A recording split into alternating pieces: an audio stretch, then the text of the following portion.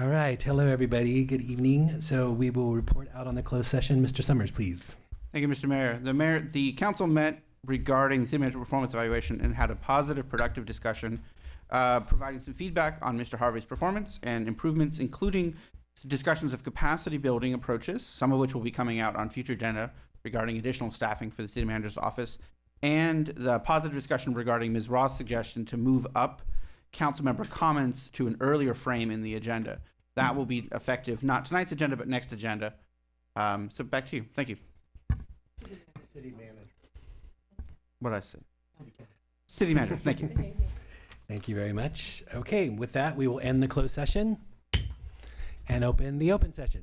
All right, Mr. Montgomery, roll call, please. Yes, Mayor. Mayor Gilman. Here. Mayor Pro Tem Lang. Here. Councilmember Rule. Here. Councilmember Main. Here. Councilmember Whitman. Here. Thank you. And Mr. Montgomery, will you please lead us in the Pledge of Allegiance? Yes, Mayor. Everyone please rise as you are able. Ready? Begin. I pledge allegiance to the flag of the United States of America and to the republic for which it stands, one nation, under God, indivisible, with liberty and justice for all. Thank you. Do I have an approval of the agenda? I'll move to approve the agenda. Thank you. I'll second. Okay, great. All in favor? Aye. Aye. Wonderful. Any commission reports? Mayor, I know of none. Thank you very much. I'll move on to public comments. Ron Solarzano, Laurel Moore, and Larry Stangold.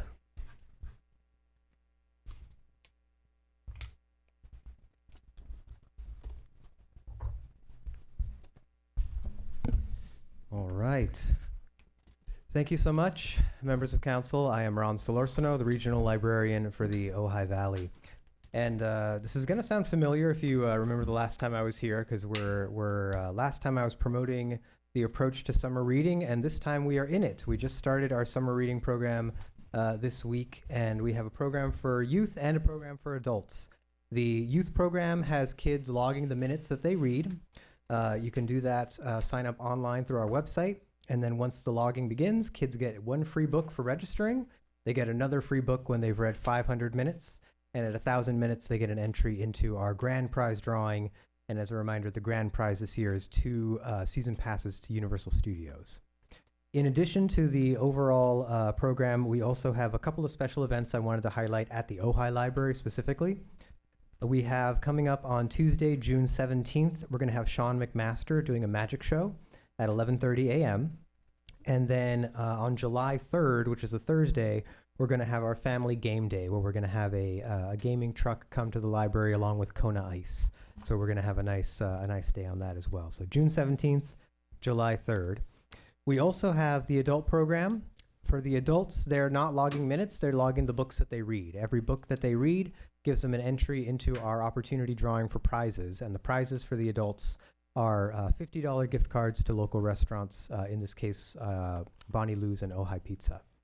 We also have another activity going on for the adults. It's book bingo, which you can kind of see here. We've made a little custom bingo card with various activities for the adults to complete. It's things like, check out a cookbook from the library and use it to make a dish, or read a story that involves music or musicians, and people fill out the card, and when you get a row, going in a way, you come in for another type of prize. So a lot going on there, and all of it running through August 3rd. So that's when summer reading will be concluding. The last thing I want to throw out is, I think, again, a repeat, but I want to plug one more time a program called Showtime at Ojai Library. This is a series of film screenings.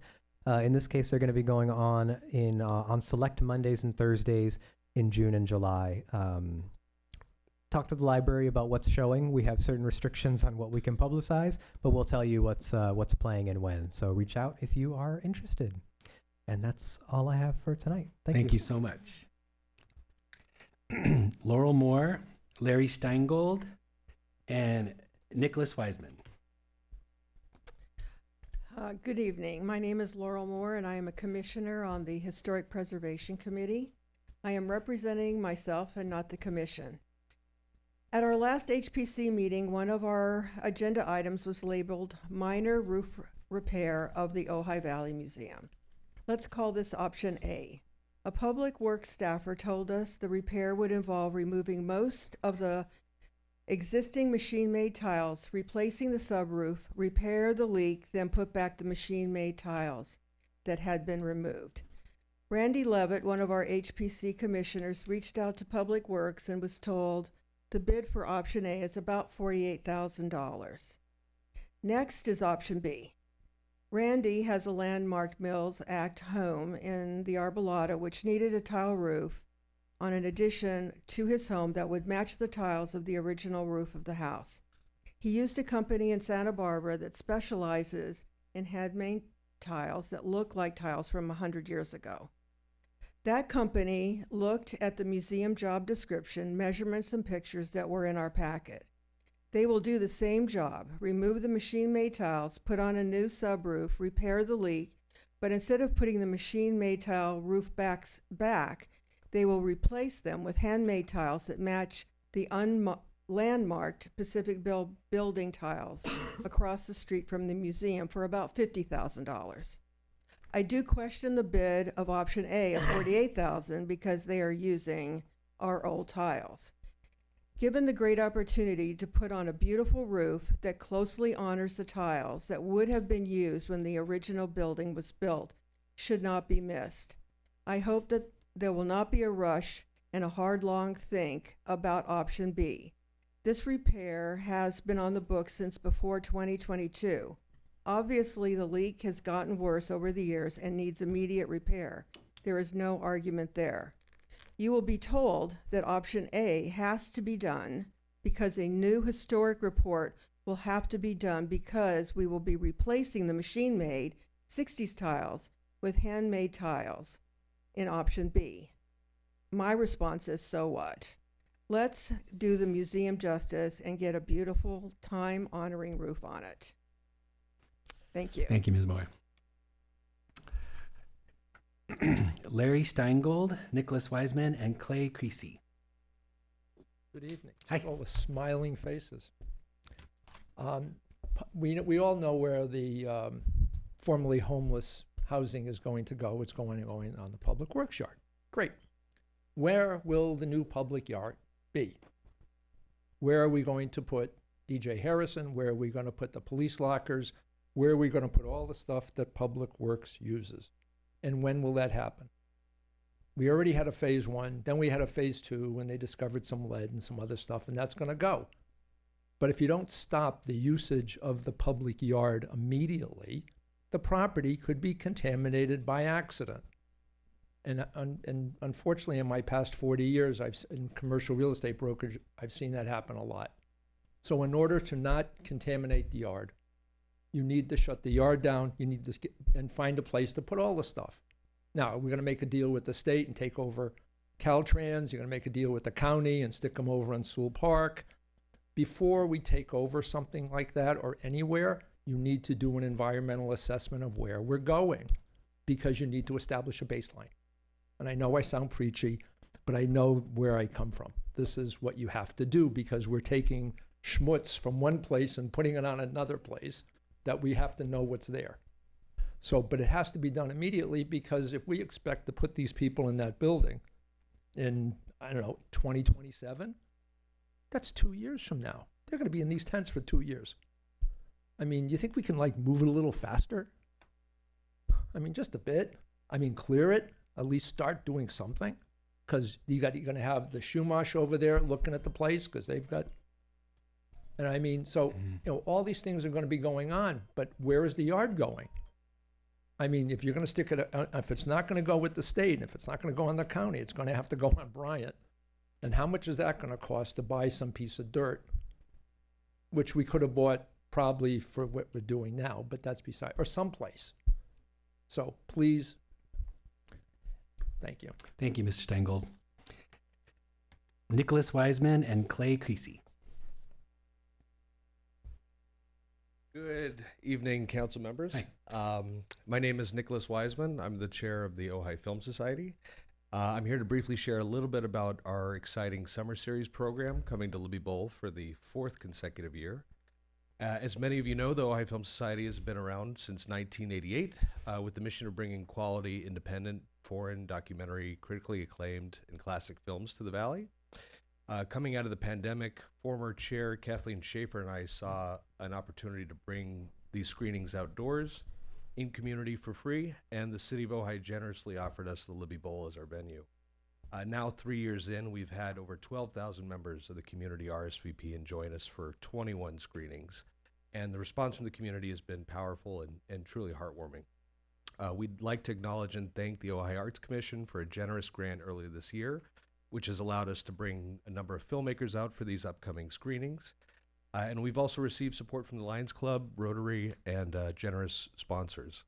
Our first screening, July 25th, where we'll be screening Sally, a National Geographic documentary about Sally Ride, the first woman in space, first U.S. woman in space, who also happened to be part of the Ojai tennis tournament in her early years, which is fun. August 8th, we'll be showing the classic, The Never-Ending Story, the film about that made at least one generation worry too much about the dangers of quicksand.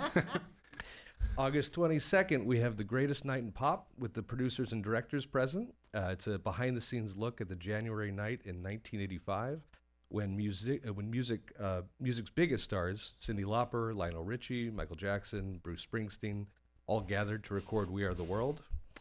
September 5th, 9/5, we'll be screening 9 to 5, the famous workplace comedy with Lily Tomlin, Jane Fonda, and Dolly Parton. September 9th, we'll be showing Speak, which is fresh out of Sundance, and that's with the director attending, about high school competitive speech competitions that follows teen orators on their way to nationals. And lastly, October 3rd, we'll have Close Encounters of the Third Kind, the Spielberg classic about UFOs. So we are grateful for the support from the community, and especially to the city for allowing us a great venue to share and enjoy our films. Our volunteers and dedicated board hope you will join us this summer, and we continue to expand into the future as we plan our 5th anniversary next year of the summer series. So thank you for your support. Thank you, Mr. Wiseman. Very exciting. Clay Creasy. Good evening, council members. Hello. Nice to see you again. I missed last meeting on May 27th. I was on vacation in New York, but I did think of you because Tuesday night we watched a Sondheim play, and Burnett Peters was singing, and when she started singing Send in the Clowns, I immediately thought of the city council, but no, not really. Sorry about that. I apologize. Anyhow, the reason I'm here briefly is, and I sent a note to you, being made aware very recently that there's a statute in the Ojai Municipal Code that speaks to when bidding requirements are required for services contracts, specifically in excess of $30,000. There is a bid process that's called for in the statutes, and I think you ought to look at that because I think technically the Dignity Moves contract right now is not in compliance with that process. So I would urge you to look at that before you do anything further on that. That's all I have to say. Thank you. Thank you, sir. Well, get it up here then. Okay. Come on up. Hello. Hi. Tonight, right now, in Ventura, the Vandenberg Space Air Base is holding a public hearing or a public workshop for people who can comment on their plans for the coming year and beyond. And I think I read this in the Ojai Valley News. But you can go on the website and submit your comments. They plan to increase their Falcon 9 shots from 50 to 100. And they plan to have at least 5 Falcon Heavy shots over the next year. They say that the residential business areas beyond the base will not get any sounds higher than 65 decibels, they say. And from the standpoint of sonic booms, they talk about the pressures. And if the pressures are too pounds per square inch, it doesn't register much. If it gets up to 4 pounds, it can rattle older buildings. So one of the things you might say is, if you find you're in an older building and cracks start to show up, maybe you should be able to apply to the Air Force for help in repairing that. You might say that in your comments. Otherwise, there's not much else to say. Because they give you there's a nice section in there on noise and other environmental issues. So that's important. Thank you, Mr. Miley. Anything online? Yes, Mayor, we currently have one raised hand, and I'm speaking to our Zoom participants. We are now on the general public comment period. First speaker we'll have is Starchild. Starchild, you can unmute and you have the floor. Good evening, City Council. I was grateful to hear the readout from today's closed session meeting. And as far as I could tell, there wasn't any Brown Act violation during this meeting. Unfortunately, on April 8th, during your meeting, your special closed session meeting, you did violate the Brown Act in 2 different regards. One is that you discussed increasing the salary of the city manager. The Brown Act specifically forbids you from discussing any salary increase when it's agendized under performance evaluation. In addition, you called a special closed session meeting to do so. The Brown Act forbids you from discussing things related to executive salary because Mr. Harvey's the city manager. That is improper to do in a closed session. It's very important to the citizens and to me that this council diligently follow the Brown Act and cease the Brown Act violations. Thank you. Thank you, Starchild. No more raised hands, Mayor. Okay. Mr. Mayor? Yes, please. Go. The city attorney and I have a couple responses to a couple public comments made. Please. If that's acceptable to you. Absolutely. Okay. I'm just going to take one that has been mentioned now a couple times about there's a narrative about the relocation of the public works yard in light of the construction of the Cabin Village project. That is not accurate.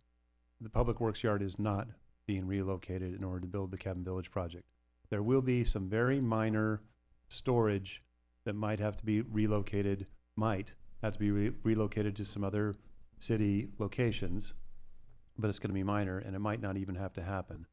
We don't have any concerns about any type of contamination. We don't have any types of functions that need to stop at the yard now to allow the project to be built. We have done all the requisite testing as directed by the council. So I just want to explain that and state that because that is untrue. Thank you. Anything else? Yes, thank you, Mr. Mayor. I'll add on the bidding component as well. Public Contract Code Section 3400 sub C and Ojai Municipal Code Section 8-4.08 allow for selecting for professional services, services that can be provided solely from a single vendor, and the approved Cabin Village project resolution makes those findings in Section 5, and then the subcontract will be bid by Dignity Moves to whoever is selected through a public subcontract bidding process to actually build the new units. So that process, the findings for hiring Dignity Moves were made by the council at your last meeting, and then the subcontract will be competitively bid. And the Brown Act allegations regarding April 8th are new to me and tonight's comments, but I will note that tonight's agenda item in open session, item 5, is the action on the proposed salary increase for the city manager.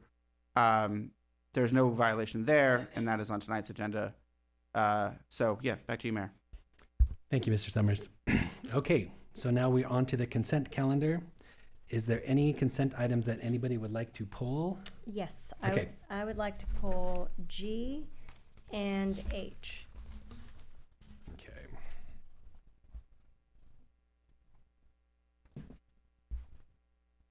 Anything else? I'll move to approve the rest of them. Great. Second. Second. Mr. Montgomery, do you want to call roll on that? Absolutely, Mayor. Yes, for the remainder of the consent calendar, we have a motion and a second. Roll call. Mayor Pro Tem Lang. Yes. Councilmember Whitman. Yes. Councilmember Rule. Yes. Mayor Gilman. Yes. Councilmember Mang. Yes. Great. Let's look at G. May I Oh, yes. please ask the Public Works Director to join us at the dais briefly in Thank the event that you. there's a question that's better answered by her. Great. Ms. Palmer, thank you. A great value add. Super. Thank you. Thank you so much. Hey there. Hi. So this item is, we're bringing it back to you. We have been talking about electrification of all city facilities, all city-owned facilities, for quite a long time. So back in December, we went out for an RFP to solicit proposals from ESCO companies to provide this audit grade assessment for us. And so that's what we've done. So we received 2 proposals, one from Climatech, who's been doing this for a very long time, and one from Wildan, who's also been doing this for a very long time. So our staff recommendation is to award this contract to Climatech. And it's sort of an interesting model. It's a design build. So phase 1 of this project is that they will go through, they'll collect all of our energy bills and usage, et cetera, and then they will visit every single city facility. So, and at the end of that period, and I will let Jackie speak to the timeline that we're looking at, because she's been working directly with these folks. So we would recommend tonight, we would, after an assessment, after interviews, Mr. Harvey sat in on interviews with us as well, so we've interviewed the 2 proposals and decided that Climatech would serve us well. So I can answer questions, Jackie can answer questions. I just want to jump in if I could. We anticipate receiving a lot of grant funding for this effort, and you may see that there's no cost to this initial phase of the project. There, and you'll be informed each step of the way if there are, when there are, building modifications to be made. It will go through the normal public works process, and it will come through you. But this early stage is just their review and assessment. Thank you. And one of the reasons that we did choose Climatech, and I'm not saying that Wildan wouldn't do this either, but Climatech has a proven track record of getting a lot of external funding, so grants, rebates, et cetera, and we're really sort of counting on them to do so. And as Mr. Harvey mentioned, there's no cost to the action tonight to enter into the initial phase. They do it, and they get paid and compensated when the construction actually starts. So I would anticipate that you all would be seeing each individual project that we bring forward and recommend to implement, and it would become the build effort, and that's where they get compensated. So maybe Jackie could speak a moment about the timeline too on phase 1. Sure. So as Lindy stated, we will be coming back to the council for any type of construction or implementation. Climatech, they estimate that once we get started, once you guys do award, well, tonight we're not really awarding a contract, but we are choosing to go with them. So with that, we'll get a kickoff meeting started this month, hopefully. And then what they'll do next is in July, they're going to do a utility analysis. Now that may take a little bit of time depending on the actual utility. So Southern California Edison, SoCal Gas, they need to collect all this information so that they can give us an accurate report of how much energy we will be saving. Then we will probably at that point, depending on how many facilities they are going to recommend that we do implementation on, we'll come back probably in August and we'll present all the items that they recommend. And this could be not limited to microgrid, the HVAC systems, lighting, so and solar, things of that nature, but it's not limited to that. So they may actually, they had with the facilities and parks included. So they may come back to us and say, hey, you could do some irrigation efficiency models. So we would look to them for those types of recommendations. And then they noted here on their timeline in September, October to finalize a scope and funding plan. So they have a dedicated project manager that will help us secure this funding, and we're looking to them for you know, what is required, what are the, you know, different items that we need to give so we can secure the funding. And then about at 12 months, they're saying that we will do project implementation. So even after that, they're going to do a measurement and verification, meaning that they're actually going to keep monitoring how much we are saving and how much energy we are, you know, kind of putting into our facilities, and then seeing what the emissions are and how much we're reducing that, because that's the goal. So if you guys have any questions, I would. Please. Yeah, I had just a couple of questions. It was my understanding that we received, that as part of our grant, we received an audit, like they were, I believe it was SoCal Ren, one of the two, CPA or SoCal Ren, was going to do an audit of our existing energy usage. Can you speak to that at all? So there's a lot of things going on right now. There's a lot of moving parts. So we've worked with SoCal Ren, we've worked with CPA, Clean Power Alliance, and of course this now. Nobody has done a comprehensive assessment. What we began doing in Public Works last summer, after a lot of discussion about climate mitigation, et cetera, we moved forward with what we considered to be sort of low-hanging fruit, water heaters, HVAC units, anything that we could recognize that we could get done fairly quickly. So we did that. Now we're looking towards this consultant to be creative and clever and help us really sort of dig in deeper on anything we can implement for energy savings. Okay. Can I, on the CIP that you presented recently, Yes. the 500,000 or whatever that number sounded. 622,000. Thank you. That was I assumed that was the easily identified and easily done projects. It was. Okay. So that figure included what I just mentioned. So this low-hanging fruit, Yep. in addition to our fleet being converted to all electric, and we're doing that as we can as well. If I could jump in, Ms. Palmer. So remind me, I think you're going to have a better answer on this than I am going to produce. CPA is providing a grant of, is it $250,000? $250,000. And so that's carved out from this effort so that we can take advantage of that award. So we're trying to realize as many different awards as we can as part of this. Correct. So the $250,000, when we worked with CPA, we had to identify a facility, a singular facility. Right. So we identified the Sarasota campus, which is all of the buildings on the campus. So we've worked with, we've had the conversation with Climatech and CPA. That funding that we received from CPA will be used when we implement any improvements at that campus. And so we're looking to Climatech to find other funding sources for us. We're really, and we have had this conversation, we're really going to hold them to that because they promised that, and we really want to make sure that that happens. Okay, thank you. I just wanted to make sure that we weren't paying for something that we were going to be offered as a part of a grant for no cost. So that's what I was just confirming. Yeah, the big part of this, we're building. This is the foundation that we're creating right now. The heavy lift will come when we need to modify, the facilities.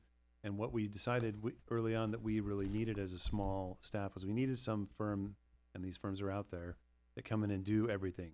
Design, build, implement. You just manage them. They take care of everything else.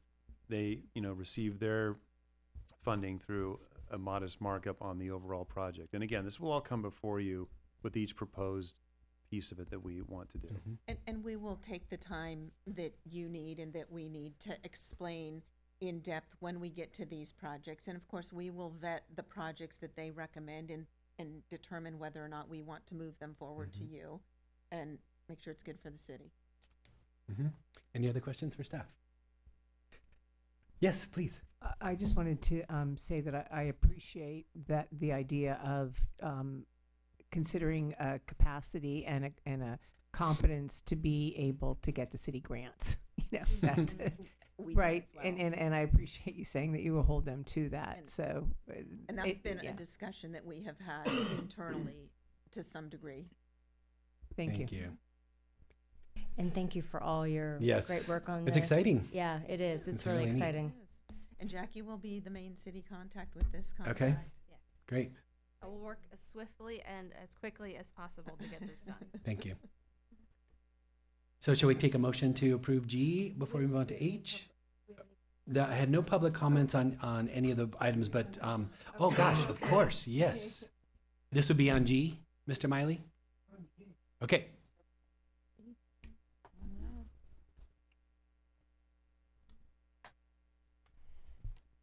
Hi. Because I bought a house that had no wall insulation years ago, and we finally did that, I don't see that this is going to deal with the building structure. Maybe that's the way it was intended. Everything that operates within the building is going to be looked at. But what about this? The building here was built in 1925, and they didn't start putting wall insulation until 1968 or 70, something like that. So that's the question. How do we know if the city buildings have sufficient insulation, walls and ceilings, to keep the heat out and the cold in, especially when we have all these new pieces of equipment? Question mark. Thank you. Go ahead. Can I answer that? Yes, please. We've also had those conversations with Climate Tech, and they will be looking at all energy use and consumption and looking for efficiencies wherever they can, up to and including insulation, anything.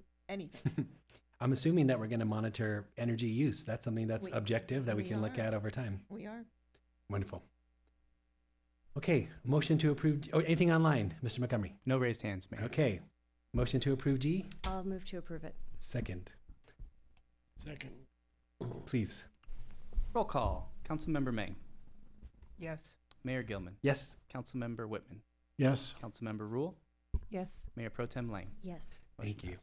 So now we want to talk about H, the acceptance of the REAP grant funding. Thank you very much. Yes.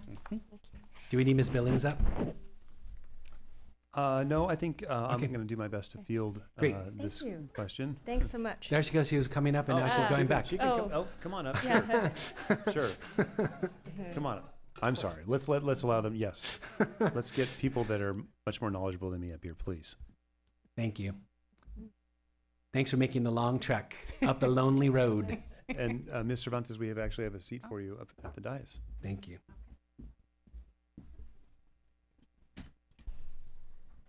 Thank you so much. Thank you. I really just had a couple of questions about this. First of all, I wanted to give a huge shout out to the VCTC and thank them for the grant, for the funding. And this funding is going to improve our bus stop amenities, shelter, signage, hardscaping. The question I had is, will any of this go to helping to signage or functionality that helps riders know more about the schedule? More about the schedule. Yeah, Okay. or like the bus schedule or the notifications. Okay. I know in some cities they're doing like electric digital notifications, Okay. and it's proven to be really helpful for riders. Okay, so I apologize. I think I could probably take this one. We are Thanks, aware of this functionality, and we would like to implement it. It is not something that we're using this particular tranche for, but we are working on that. We'd actually like to do two things. We'd like to improve our trolley app. We do have one, but it's very rudimentary, so we're going to embellish that. But then we would also like to have something so that you could be at the stop and you'd know that your bus is 7 minutes away or whatever. But before we do any of that, what we're really focused on now, as you might remember from some of our past discussions, is making Sunday service available again, and we're doing a big push on hiring additional drivers and getting them trained. Okay, great. I just wanted to follow up on those two things. So Thank you. I feel good. I can make a motion to approve this. Thanks. I'll second. Thank you, Ms. Cervantes. Thank you. Oh, any public comments on H? I know of no raised hands Okay. on Zoom, Mayor. Thanks.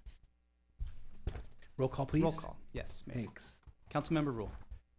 Yes. Mayor Gilman, Yes. Councilmember Mang, Yes. Councilmember Whitman, Yes. Mayor Pro Tem Lang. Yes. Wonderful. Okay, moving on. Public hearing, item number 2, levy and collection of assessments for landscape and lighting district. We'll ask Ms. Palmer to join us. You thought again. you were Thank done, and now you're back. No, I knew I wasn't done. Okay.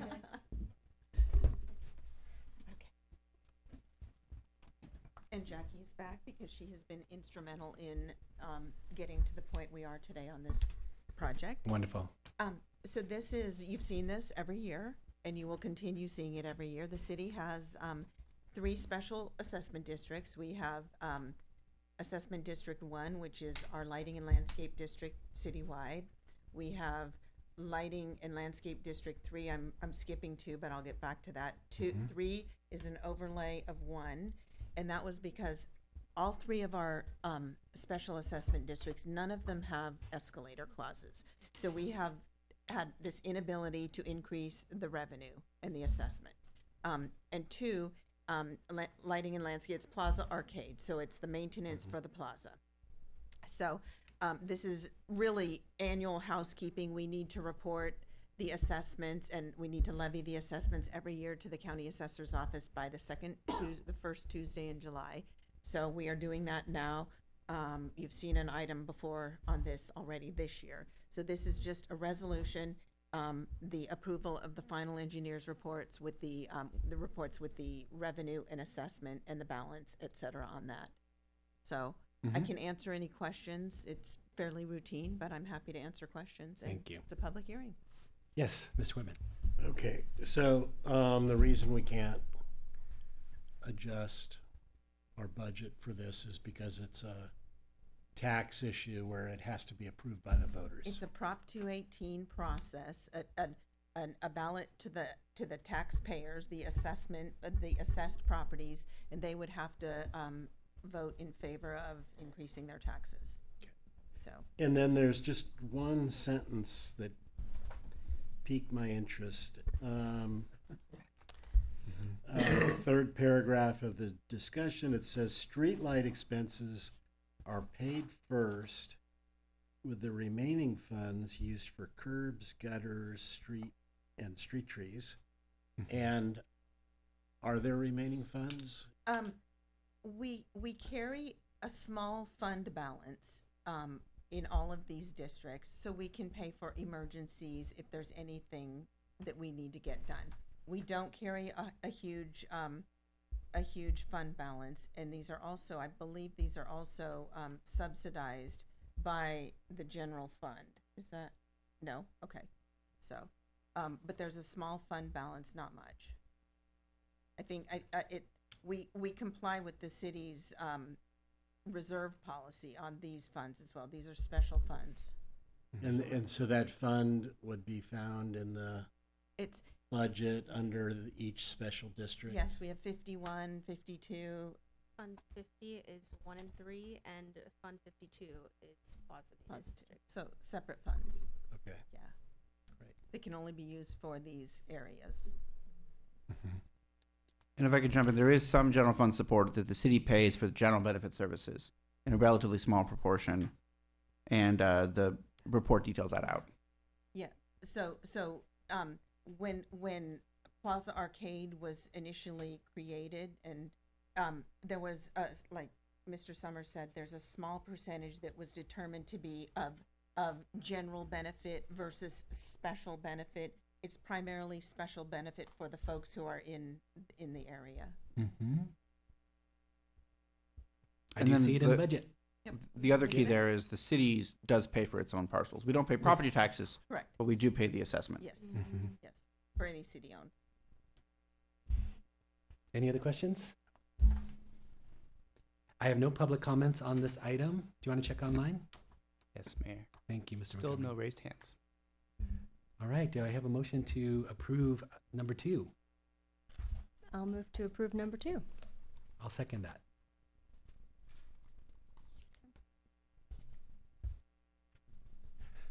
Please. Okay, roll call. Councilmember Rule.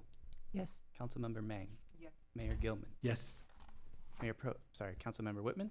Yes. Mayor Pro Tem Lang. Yes. Motion Thank passes. you. Thank you.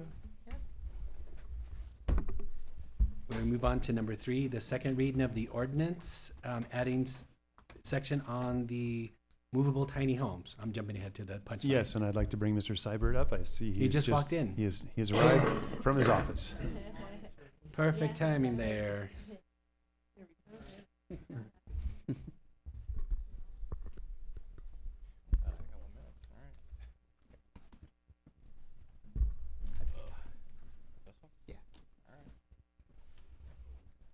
All right. Welcome.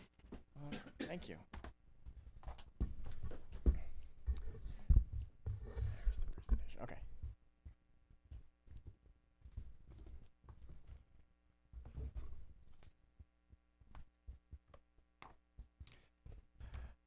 All Ready right. when you are. Thank you. Sorry. No, not at all. Good evening, council members. My name is Lucas Seibert. I'm the Community Development Director here for the City of Ojai. The item you have before you tonight is the movable tiny houses. It's the proposed ordinance. It's the second reading for tonight's discussion. Next slide, please. Okay.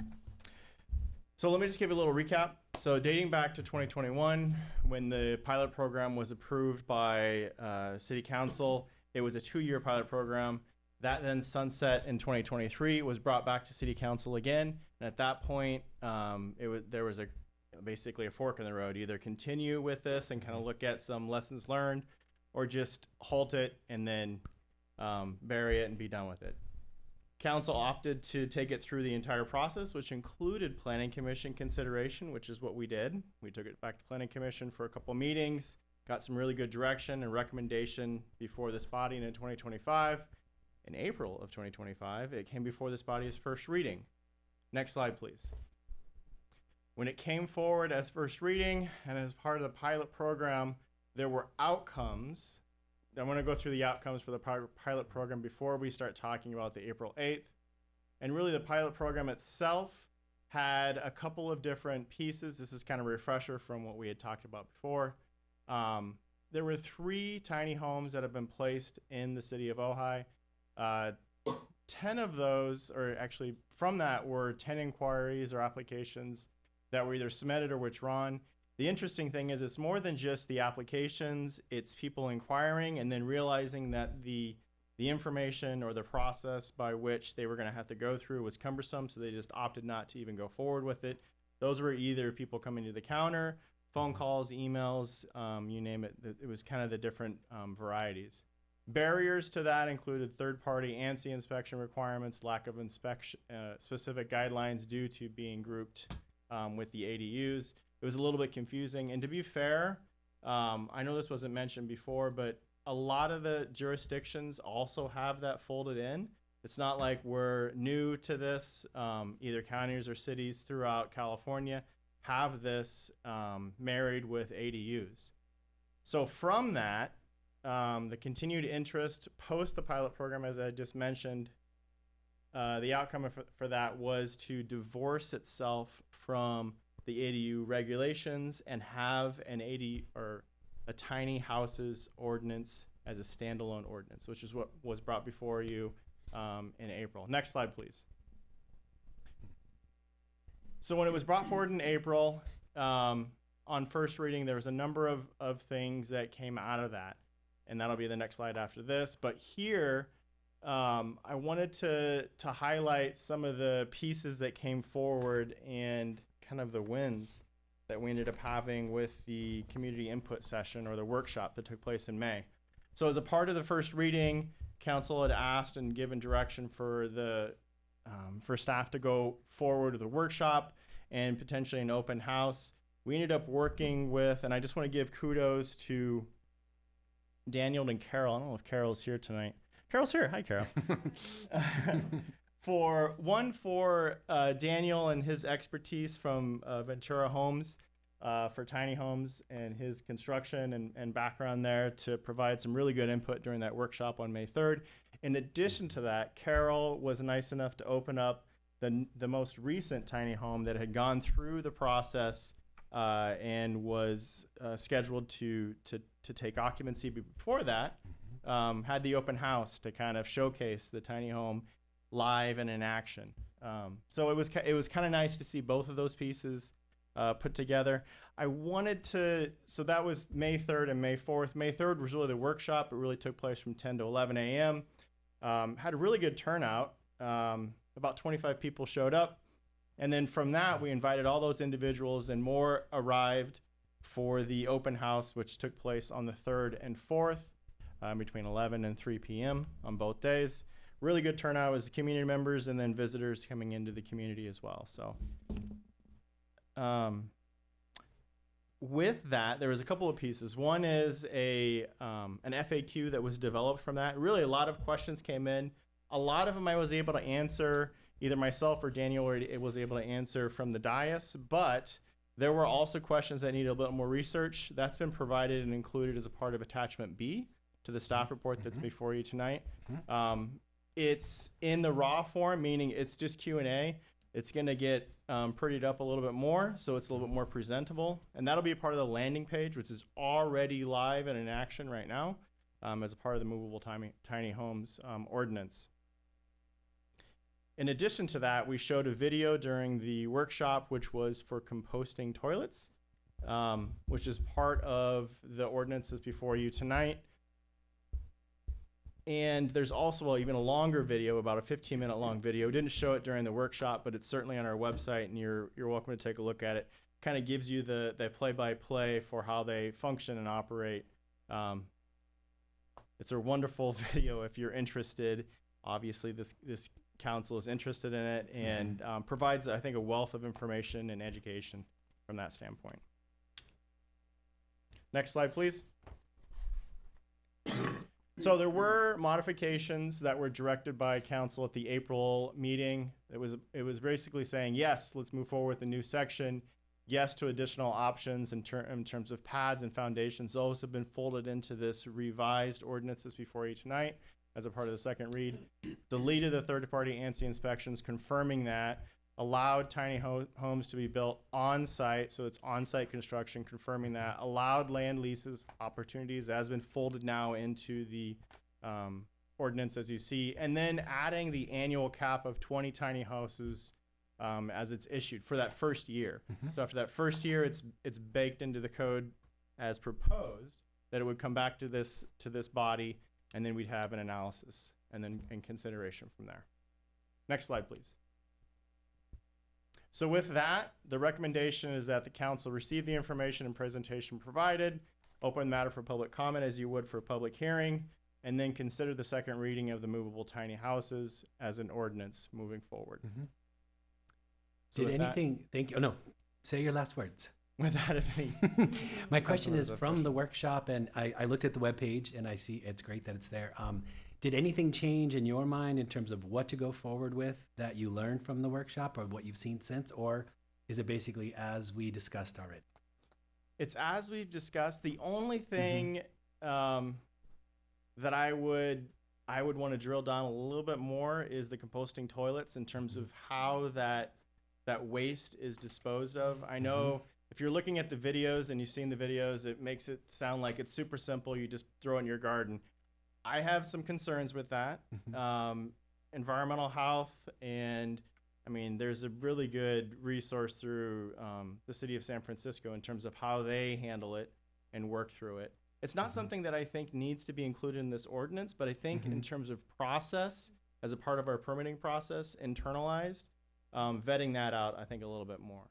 Because if I understood correctly, the composting toilet was not the norm or what most people would opt for necessarily. That was, you brought up an example where there was a creek in the middle, if I recall correctly.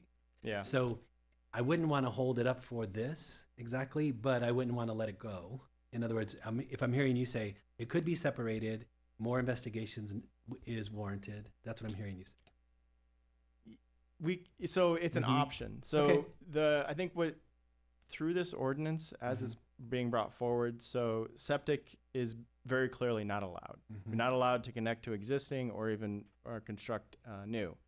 Composting toilets or sewer is really the options that you have to move forward with. One of those two. Mm-hmm. And the reason why, and I think the council had asked for the consideration here, is the cost. I mean, really, the cost for the sewer is in the range of $6,000 to $16,000. The most recent one that was cited, $16,000. Mm-hmm. That was it's a one-time cost. It's not an annual cost that comes in every year, but it is a pretty significant cost on top of what else the other costs that they have going on with these tiny houses. Ms. Rule.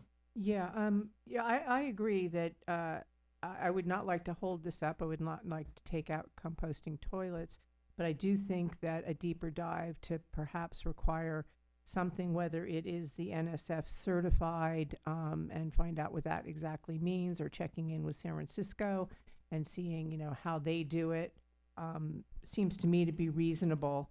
And it's also, it's not just the initial cost of the sewer line, but it's also, you pay an annual cost. So it is like having, so that there is an ongoing cost to it, that the sewer district does put on to, the one-time cost is the significant cost. I mean, Yeah, you definitely, do have those, definitely. just like with water. Yeah, you Yeah. have those. Yeah. Those Mhm. costs that are full. Yeah, for sure. So, so thank you for that, and thank you Yes. for the due diligence. This is really great, and you've done a really great job. I think it's very clear and progressive, and it's it's a housing option that we should be offering to the citizens of Ojai, I think. And it's just go ahead. No, please. One thing that I thought was very interesting in all the research that's been done over really since the pilot program started in 2021, just about every city and county that I'm seeing, I've yet to see another city or county or jurisdiction that is divorcing the tiny houses from the ADU law. Everywhere you look, and really the first tiny house provisions that I put forward were married with ADU law. So this is really creating an additional unit. Yeah. And to add to that, our housing element speaks to a couple different programs that this checks the box for. So it's definitely moving in the right direction in terms of satisfying some of those programs that we've already got in place as a part of the sixth cycle of our housing element too. So Really quickly, could you just reiterate the benefits of divorcing the ADU from the tiny home? it adds another unit to single family residential areas. So if you have an ADU, so right now when people call and they're like, hey, I have get it. an Okay. ADU, am I allowed to do a tiny home? They can add one more unit on their property. Okay, great. Thank you. Thank you. My request is that if we are to go forward without the composting toilets, that you stay in touch. I know you will do your research, but you stay in touch with us, that if we were to see the community is asking for this and it is a need, then we can respond appropriately. So are you suggesting that Well, we take out the composting? Well, that's what toilet? I'm hearing that as a potential option, or to say. No, I heard the opposite. Oh, you tell me what you're saying. I would say leave it in. I Oh, think great.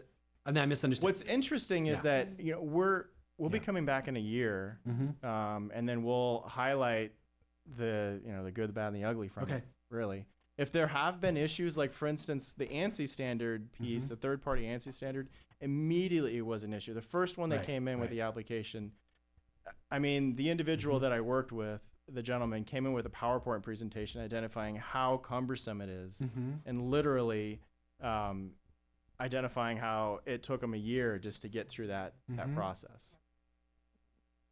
No, thank you. I appreciate the clarification. Yes. I have a few questions. Okay. So have we taken the composting toilet issue to Harrison and asked Harrison, okay, we're planning to put this online. We're anticipating a certain amount of this kind of waste. Are you guys equipped? I haven't spoken with Harrison about it. And the main reason is it's like black waste versus gray water. It's not something I don't believe that they're equipped to handle. Instead, it is a third party that likely would be handling this, meaning you see the service that clears out. Like a septic service. Yes, specifically that. Yes, different truck, different system. Okay. And they would make They would have a route where they pick. Well, the idea I've already reached out. The idea is that they would either make house calls or you provide that to you go to their location and that's what I'm trying to sort through. The idea of that's one of the issues. That's one of the issues that I'm finding with San Francisco. I mean, obviously with San Francisco, you have a pretty urbanized area. Removing of that substance is potentially a health consideration. So you've got to be certainly careful with how you do that. Even with all of the wonderful things that they have with the videos saying how it's wonderful, and you just put it in your backyard. That didn't sit well with me, so I did a little bit more research and started seeing that really that's not normal. Maybe in suburban areas that are not necessarily okay. So there's some other considerations that we're working through. Okay. So do we currently have anything in the language that says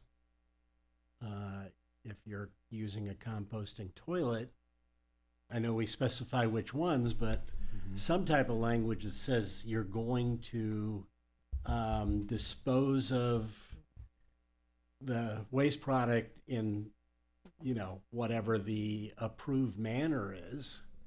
I know that's kind of open-ended at this point. It is open-ended at this point. And I'd appreciate if it remains open-ended because it gives some flexibility in terms of how we can address the situation. If we get specific, then I kind of feel like I've got staff being pigeonholed in terms of how they can address it moving forward. I'm also working with environmental health right now to address. They have standards and process for livestock, and it's pretty specific and pretty intentional. Okay.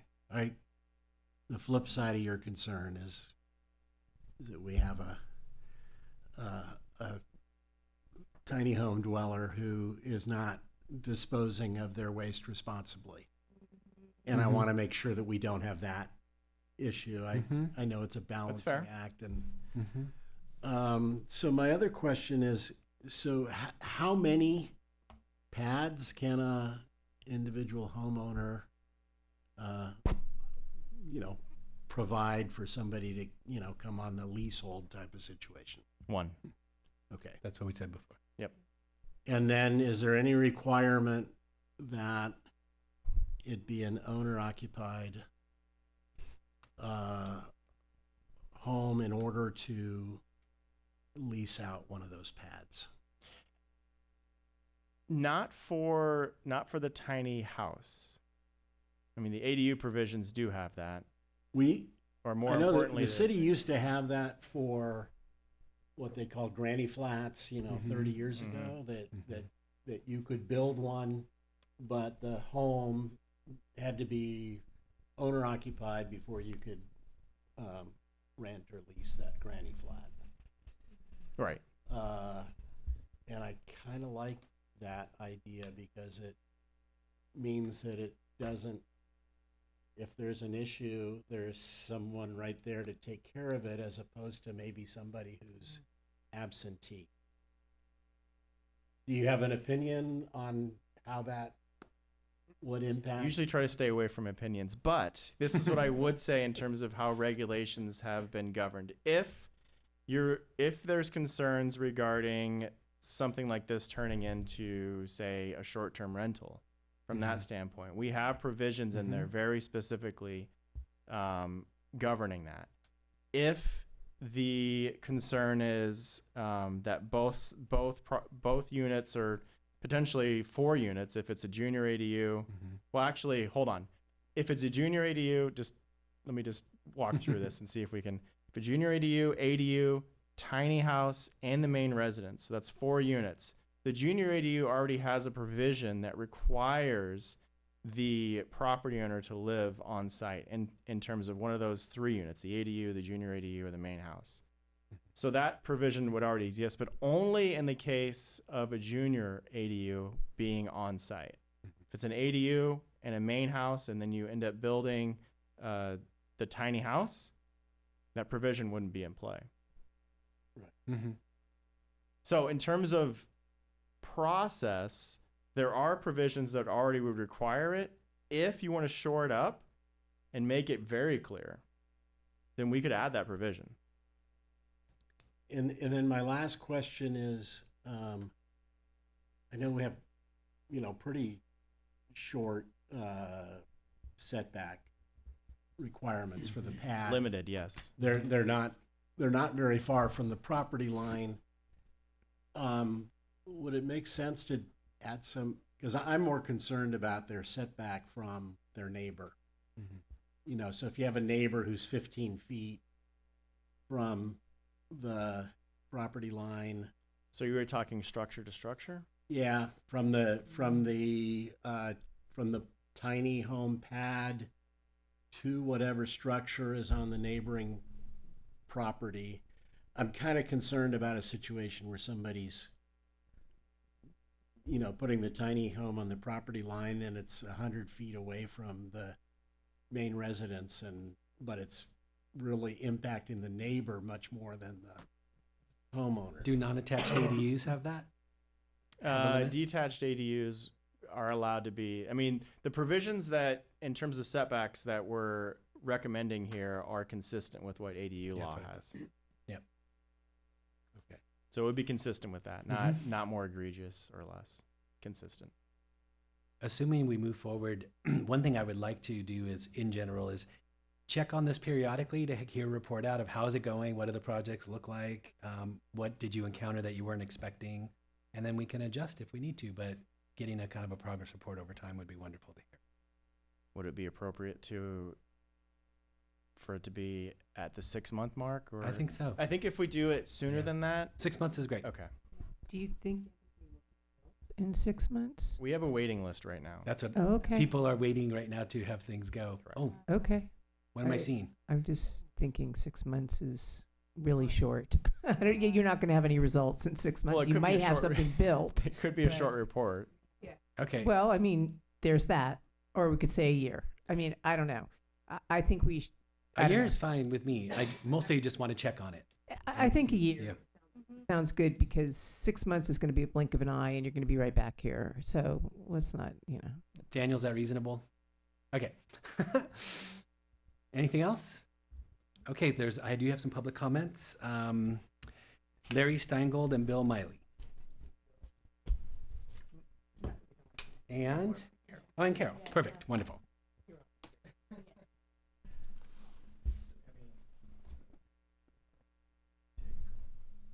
Yeah, that's fair. Larry said he will give me his time. No. Not allowed. Not allowed. I visited the tiny home on North Montgomery. It's really what they call a park-sized home, about 390 square feet. I also visited Daniel in Camarillo and saw his site. I believe that composting toilets are very problematic in residential neighborhoods, and I strongly suggest they not be allowed. If tiny homes, the size of the one that we saw, falls under the ADU law, and I believe they do, state law SB 13 is very key, passed in 2019. It waives the cost of certain fees, including the sewer connection fee for ADUs under 750 square feet. That would take care of the whole thing here. Also, eliminating the septic system as an alternative, I don't think is smart. It should be allowed. As I remember, the council discussion, cost of connecting was the big issue. And blocking septic systems was because they flood in the winter in some cases, Arbolada specifically. Certainly there are septic systems that are still working in the Ojai area, in the city, and should be allowed. Managing the composting toilet. All toilets require regular servicing. You have to remove the waste material as mandatory. Many such toilets separate the urine from the solids as the toilet's being used. The liquid must be emptied every so many days. The solids emptied depending on use in a week or two, something like that. And you have to be careful that you do it safely so it doesn't contaminate the disposable locations. You can't pour the urine in your garden like that. Some of it has hazardous materials, bacteria, viruses. Also, it has a pH that may kill the plants. It has to go through a gray water system if you don't have a sewer. So,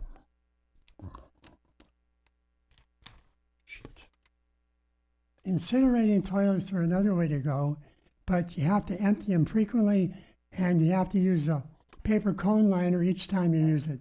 So my summary is, I urge your council to not approve the second reading, direct the city manager to contact the Ojai Valley Sanitary District for their review and recommendation, including finding out about the actual cost of sewer connections.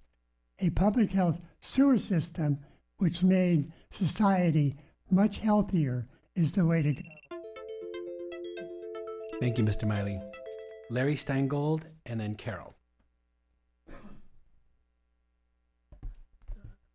Good evening.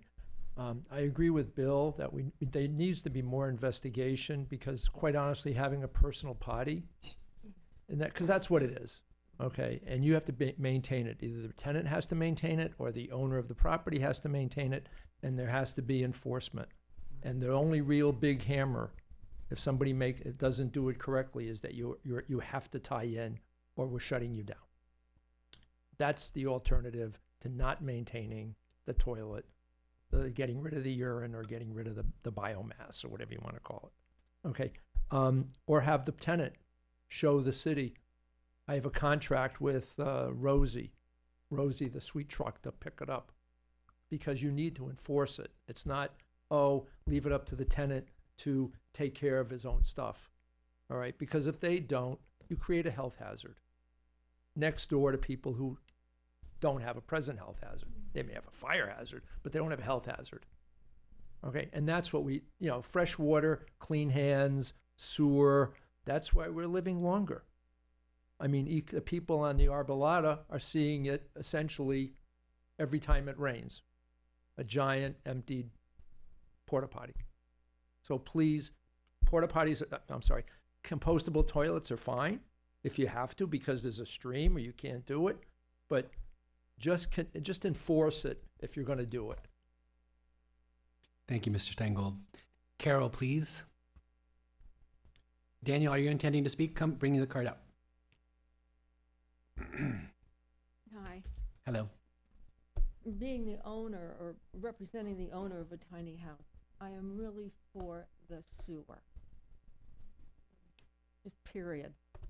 Everything everyone has said about the smell and getting rid of it and policing it, it just feels like way too much work. And who's going to do that?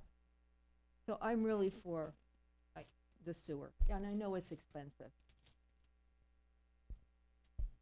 At what point in the permit process would the applicant need to make the choice about his toilet? Like, in other words, if you start that application process, when I started the application process, I already knew I had to go sewer.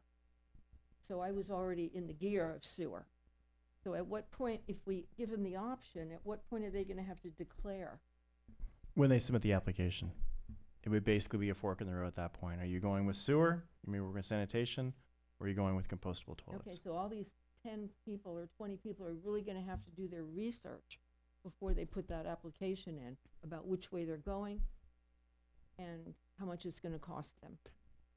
We want to have not so much back and forth conversation, but you have something to say. And one more question that you're asking? Yeah, that's okay. The pad. Mm-hmm.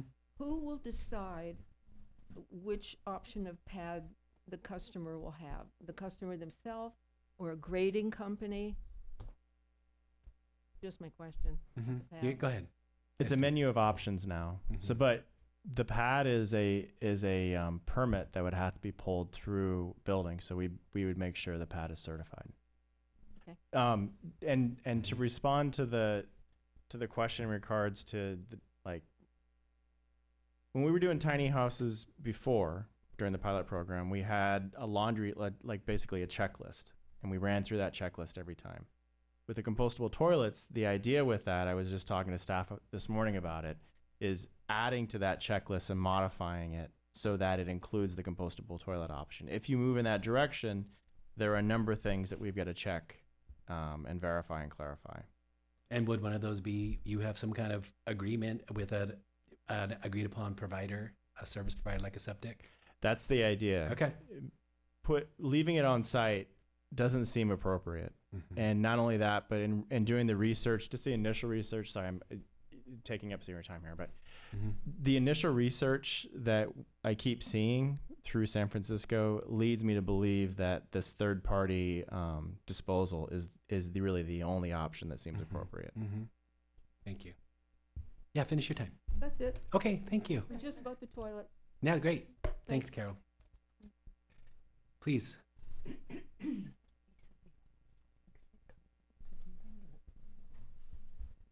Good evening, Daniel Griffiths. Thank you guys for guys. We need to hear. Yeah, just wanted to address some of the things that you guys had questions about, and some of the people. Specifically, composting toilets. It is funny how the tiny home conversation became a composting toilet conversation. Yeah. Right. But just to give you an idea, with solid waste in a composter, it loses about 70 to 90% of its volume. And so for a tiny home, which will have 1 to 2 people living in it, the average or the max really is 1 to 2 gallons of solid waste a month at most that it's going to be physically there. So a paint can worth of compost at the end of each month. That's what we're talking about for actually getting rid of stuff.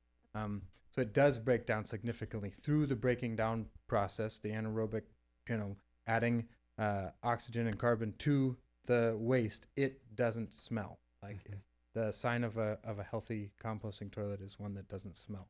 I believe that there are definitely ways of monitoring and following up with people on whether they're doing that properly, but eliminating it just based on those things isn't necessarily the best idea, in my opinion. As far as the follow up and the regulations, there are code inspections for sewers. There can also be inspections for if it was properly connected and maintained.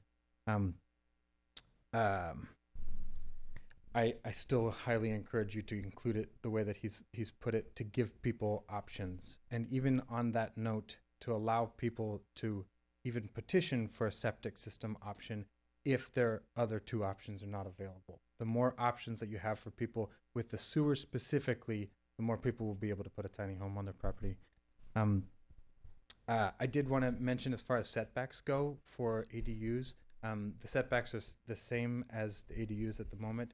Most of the tiny homes, at least all of the ones that we provide and make, are about 3 or 4 feet shorter than the ADU max height. We can only go 13.5 to 14 feet off the ground, no matter what. So I believe the city's ADU height is 18 feet.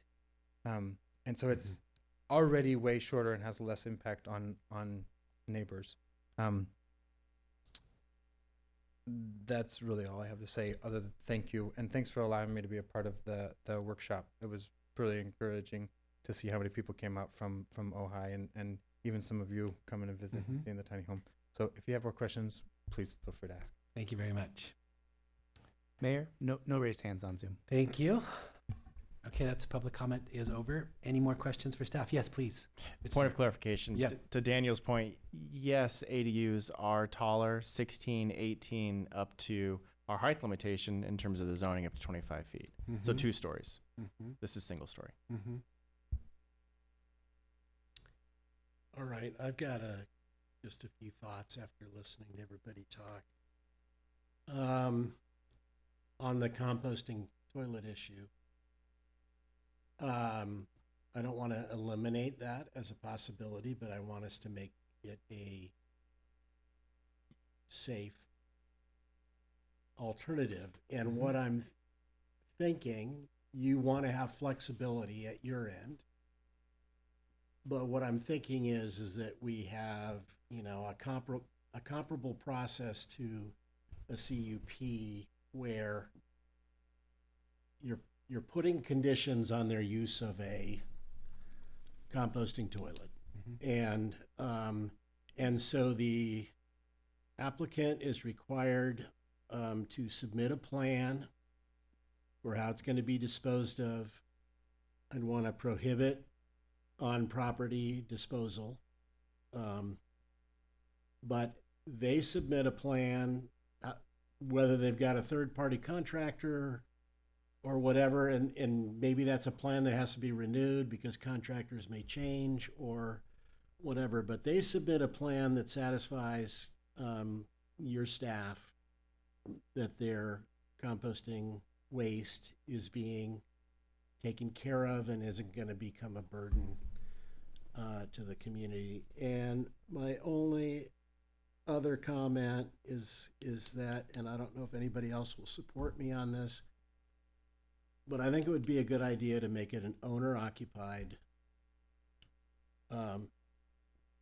privilege to do one of these pads as a means of ensuring that it doesn't become a problem for neighbors. And those are my comments. How's the first one for you? In other words, setting a kind of a process where they have to meet certain requirements, such as not dumping on site and all that. I agree with all three. Submitting a plan, prohibiting on-site disposal. I see that as it's very discouraging, and I don't see how that's even an appropriate means by which to operate unless you have a significant amount of land. And even then, I see concerns with that as well from a health safety standpoint. Yep. And then third-party contractor, I think those are all within the bailiwick of what I was talking with staff this morning about. So I think you're on point in terms of the direction we were looking at going. That sounds good. Yes, please. Yeah, so I agree that, we have heard that that people need some assurances around composting toilets. So I support those three sort of guidelines so that, people feel better. I did want to point out, just to kind of correct the record, that while it would seem to be there can be no connection charge by law, there is in fact a connection charge that has in fact the sanitary department was sued for that and they won. They have the right to charge the fees that they charge. Not that that won't be revisited, but that was a class action suit that they won. Their attorney said that they can do it, and they do it. And they're not going to not do it until the law change, until someone brings up another suit. So while the law seems pretty clear, you can't charge a connection fee, they can do and have taken it to court to win. So it's kind of a done deal on that one. I agree, yeah, but there it is. I think that a composting toilet is, with those conditions, is something that we should be offering. I also, perhaps we should, I can't see a situation where septic would be the only option, because you can always do a composting. So I'm not sure, and I certainly don't want more bubbling up for whatever reason. We don't know what kind of weather events we're going to have, climate events we're going to have. We don't know what's going to happen. And finally, I will say, and this has turned into a discussion about, what do we do with the waste? But I guess we all agree that a tiny home is a good idea. Sewers break, sewers pollute the oceans. Sewers are not the safest of any of these options. We see the pipes breaking. We see our shorelines being polluted with toxins. So, I see this actually as a progression. We have to figure out what to do with human waste, and the sewer is not going to work for us endlessly, I don't believe. Finally, I'm actually not in support of the idea of requiring owner occupancy for a tiny home. I understand the rationale behind it, and I don't disagree that you might put a tiny home in and you don't live there, so it doesn't really affect you, but there's your neighbor who does live there and it does affect them. I understand that, but on the flip side of that, what I do see is that the more restrictions that you have on who can build a tiny home, the less they're going to. It's just, it makes it more difficult. And then you have the problem of, I was an owner when I built it, but I don't want to be, I want to move. So I'm not sure what would happen then, what kind of restriction you would put on them. Would they then not be able to move? Would they not be able to rent the tiny home? Both of those seem to me to be sort of unreasonable restrictions. And in the end, the tiny home's point is to make more housing available. So I don't know. There is a tension there. I do admit there is a tension there. I see. So that's all I'm saying. Yeah, I don't think the tension falls on the side of make it an owner occupancy requirement. Ms. Lang. Yes. So I am in support of the compostable toilets, given the provisions that Councilmember Whitman mentioned. And, to Councilmember Rule's point, sewers, it's all susceptible to problems at some point. And what I think helped me to skew over to the side of being in favor of it was what Daniel shared about how it's 1 to 2 gallons of solid waste a month. And that does seem, it's a lot more manageable than what I had originally envisioned. I mean, I didn't really know what I envisioned, but it was something much more problematic than a can of paint. How many? Just out of curiosity, because I want to. I'm still thinking about Councilmember Whitman's idea or suggestion about the owner occupancy. In terms of the projects that we have in waiting right now, how many of those are the majority of people building tiny homes owner occupied, or do we know? I don't have that data specific. Okay. Okay. That is something that I would love to hear about, though, if we were to go forward and just have some data around who's building these. I don't need names, but what kind of people are building them and what are they generally being used for? We can certainly ask the question. Yeah. During that Yeah. review process before we issue permits. Thanks. Because I think the idea of that, it keeps the integrity of the original purpose for the tiny home project intact, in that we're really talking about Ojai residents like Carol who are, who want to find ways to help us increase our housing stock and also want to have that available for their own property. And if we're looking at a land lease too, then that's another consideration. That would make that possibility a little bit more questionable. Like if it is a land lease and the owner leaves, then how would that get transferred?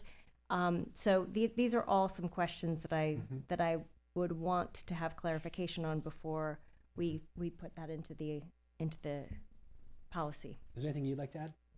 So I'd like to entertain a motion, which is that we accept the second reading of the ordinance, adding the provisions outlined by Mr. Whitman around the waste management removal and I don't know exactly how to say it, but I know you captured it. Is there a better way that you would say it? I have a phrase if you Please, wish. go ahead. So to add to the utility connections requirements box on page 3-9. Okay. Composting toilets require specific community development director approval and implementation of a health and safety and waste disposal plan. On-site composting toilet waste disposal is prohibited. Wonderful. That's what I want to say. And we're not going to add the owner, come back with information about owner occupancy? I would like to see data on that. Okay. I mean, I don't want to hold up the project for that. I would like to see how that transpires over this year. So I'm not adding that. Okay. And I think it's also possible to, in some way, gather data about, it's hard to know. I mean, the lot is really what's going to decide more than the owner occupancy or not, really. The way I see it is it's not, it's more about the size of the lot and where the pad is actually situated than it is whether or not it's owner occupied or not. But perhaps there's a way to gather data as well. Like you knock on somebody's door. How annoying is that? Can you give me on a scale of one? I mean, I don't know. Maybe, but At the inception, I think is what Mr. Yeah. Seibert was asking. Yeah. Okay. So yeah, we typically capture that information Okay. at the inception. Yeah. So I need a second though to go on, or I'll change second. course. Thank you. Yeah, I just have a question about that. So, I understand the way it's being presented is that owner occupancy condition is something that is still open for consideration, although we're going to adopt it without that requirement, and you're going to gather data to the extent you can and start reporting on owner occupancy. And I guess also, once these go online, the experience that you're having in terms of homeowners complaining about their neighboring That's you too. tiny unit. Yeah, the nice thing about this community is that they're very vocal. So we Also, appreciate that. You rightly offered in the reading that there's a limit of 20, which I think is prudent. So I think it's a good way to go. Yeah, and I agree that it is something to come back to and actually see if there is a problem that a requirement of owner occupancy would solve. That's very reasonable. I think we're ready. Mr. Montgomery. Yes, motion understood. Roll call. Mayor Gilman. Yes. Councilmember Mang. Yes. Councilmember Rule. Yes. Mayor Pro Tem Lang. yes. Councilmember Whitman. Yes. Motion passes. Thank you. So we've got a decision here. This next item is going to be a little longer, and we're at 7:32. My suggestion is a 10-minute break and then come back. We okay with that? Okay, 10-minute break.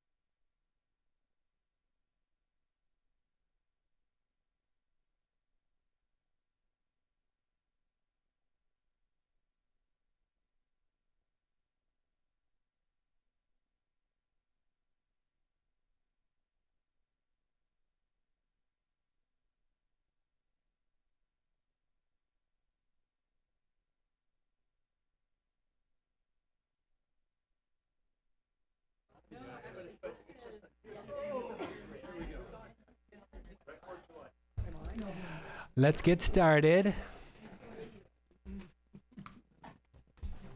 Thank you all.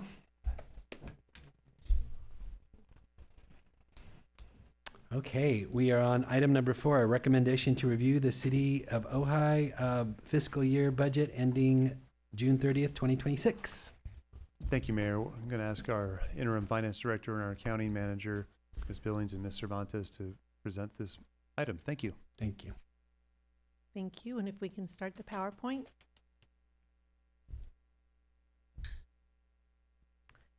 So, Honorable Mayor, members of the City Council, tonight we're going to doing the first review and introduction of the recommended budget ended June 30th, 2026.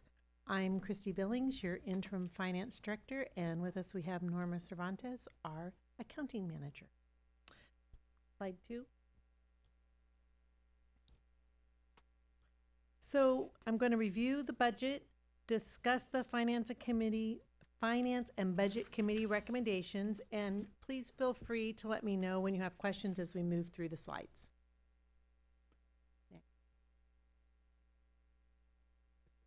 Oh, next slide. I forgot I wasn't talking to you. I'm talking to the man behind the curtain.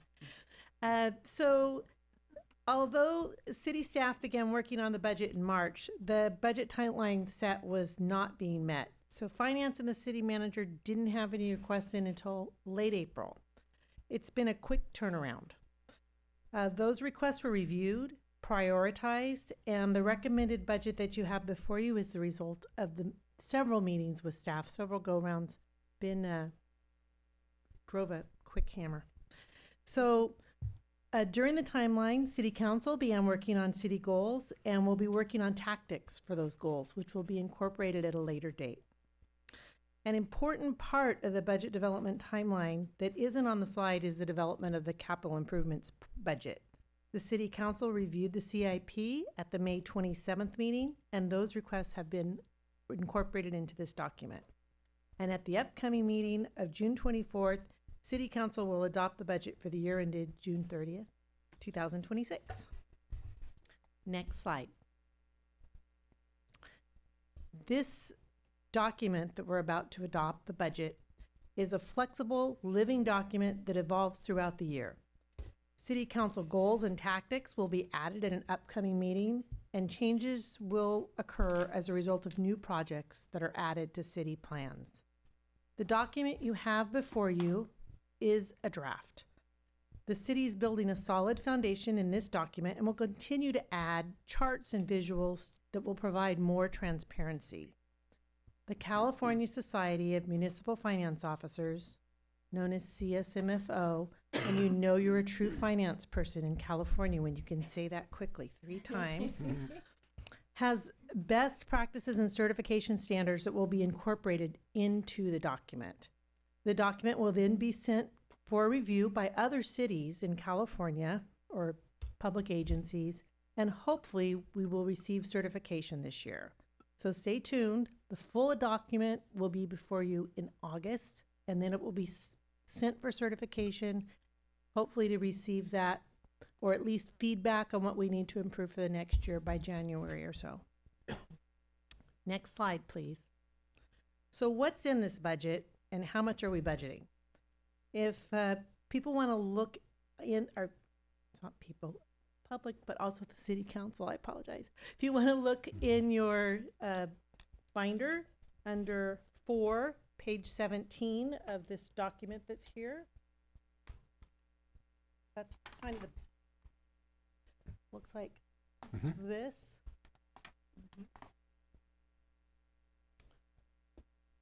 This shows the total budgeted revenues and expenditures by fund for the city in 2024-25 on page 17. And on page 18, it shows the 2025-26 budget. That's so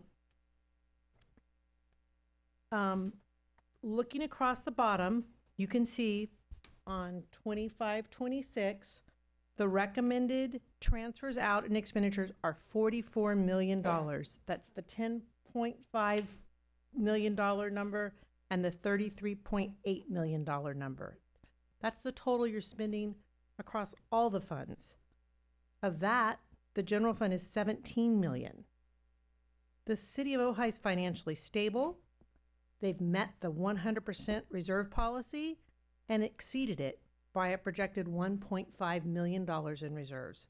That is something that the city council should be very proud of, because that goal is not met by many organizations. City staff and city have worked very hard at producing this document. Next slide. The city operates on a fiscal year, and that runs from July 1st to June 30th.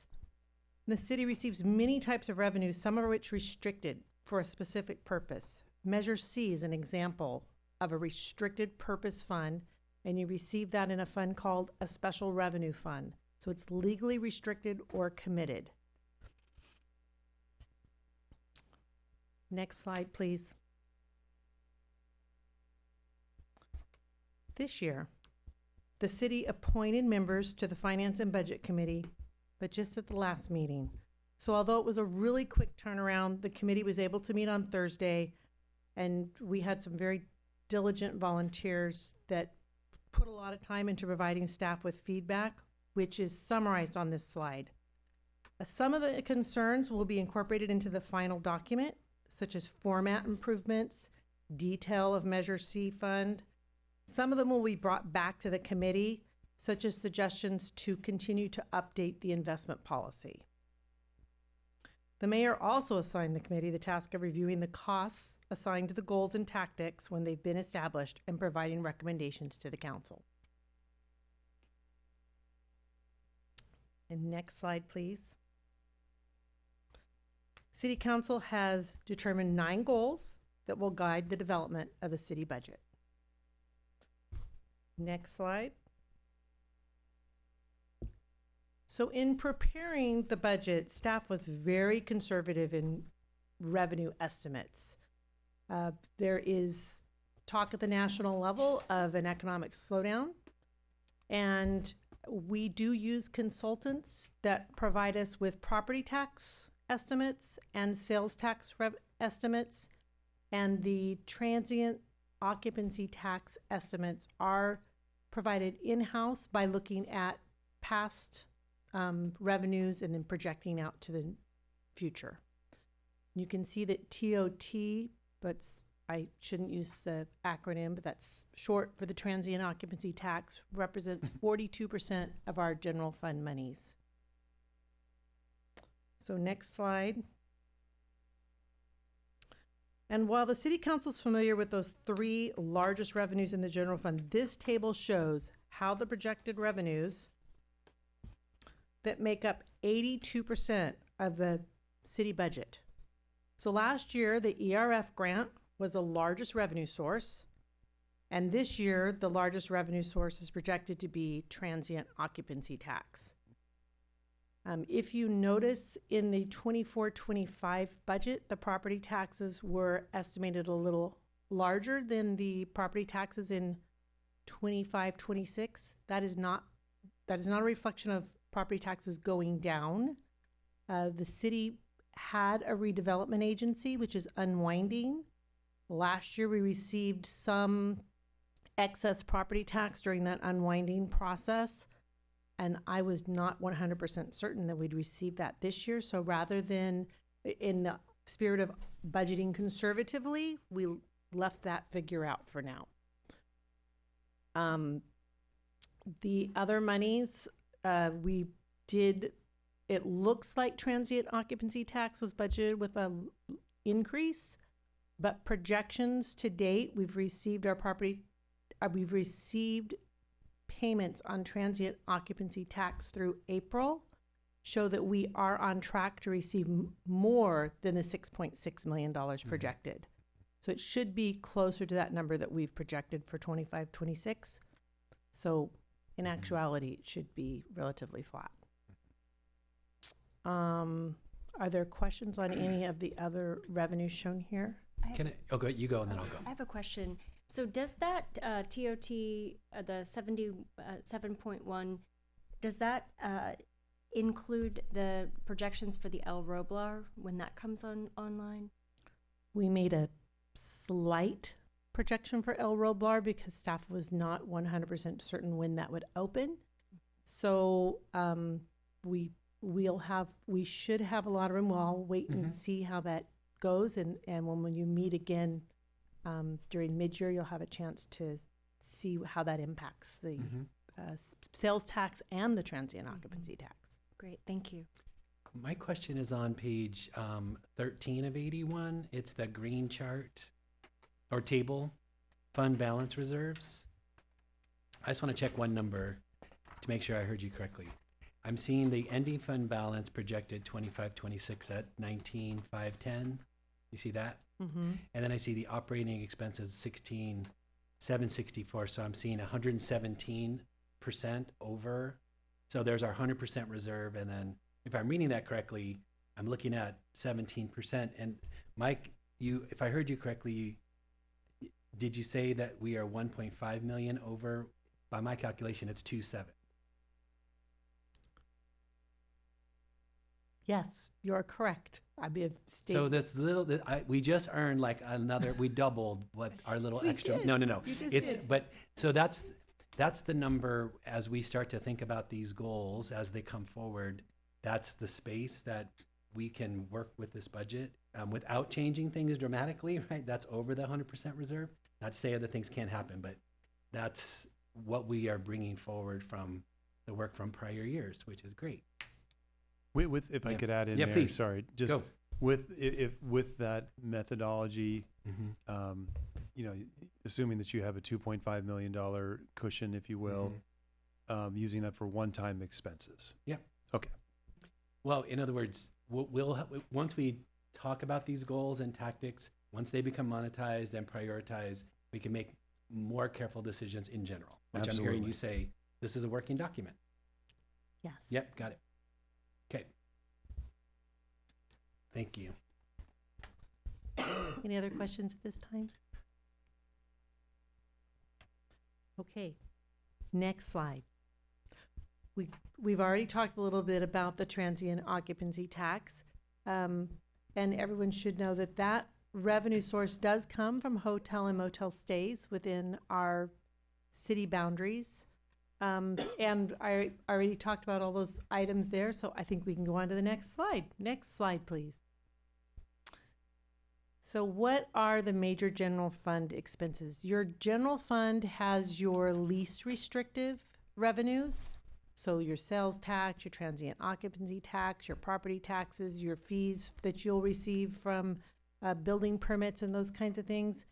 And so therefore it includes the majority of the expenses that sometimes we think of as a city: landscaping, parks, our salaries, our building and facility expenses are in there, the insurance that the city has to pay for property and those types of things. So staffing expenses, and that's not just the salaries, that's everything associated with salaries, are with a person is $7.8 million.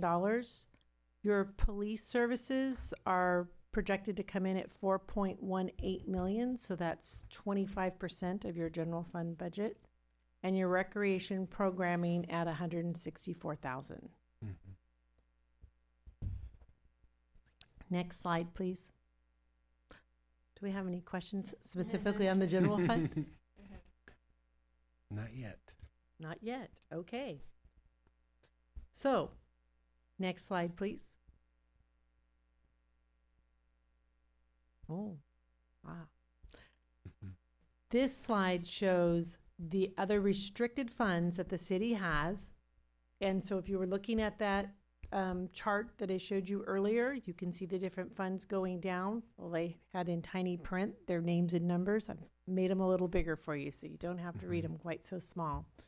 So there's one of the more interesting ones to me is your gas tax fund. Your gas tax fund is money that comes from vehicle registration, fuel tax, and that's some of the funds that we've been using for maintaining our streets and roads. And you can see, I know the city has projected about $5 million in expenses there, but we only receive 431,000 in this source, so that's where that Measure C comes in to assist with some of that rehabilitation. Next slide. On this one, we have the lighting assessment fund that was just discussed when we just took the motion there. And then your library assessment tax fund, which is used to provide some extra monies towards the operations of the library. And that brings us down to the total of our other budget. So, next slide. Any questions overall on the proposed budget? And would you like me to walk you through this document? Because I'm happy to do that as well. Deciding how to proceed. There's some instances where we do see an area where we see the expense go up a lot, and most of those probably have some kind of narrative, right? So one example that was brought up, for example, in the budget committee was we see an increase in information technology as one case in point.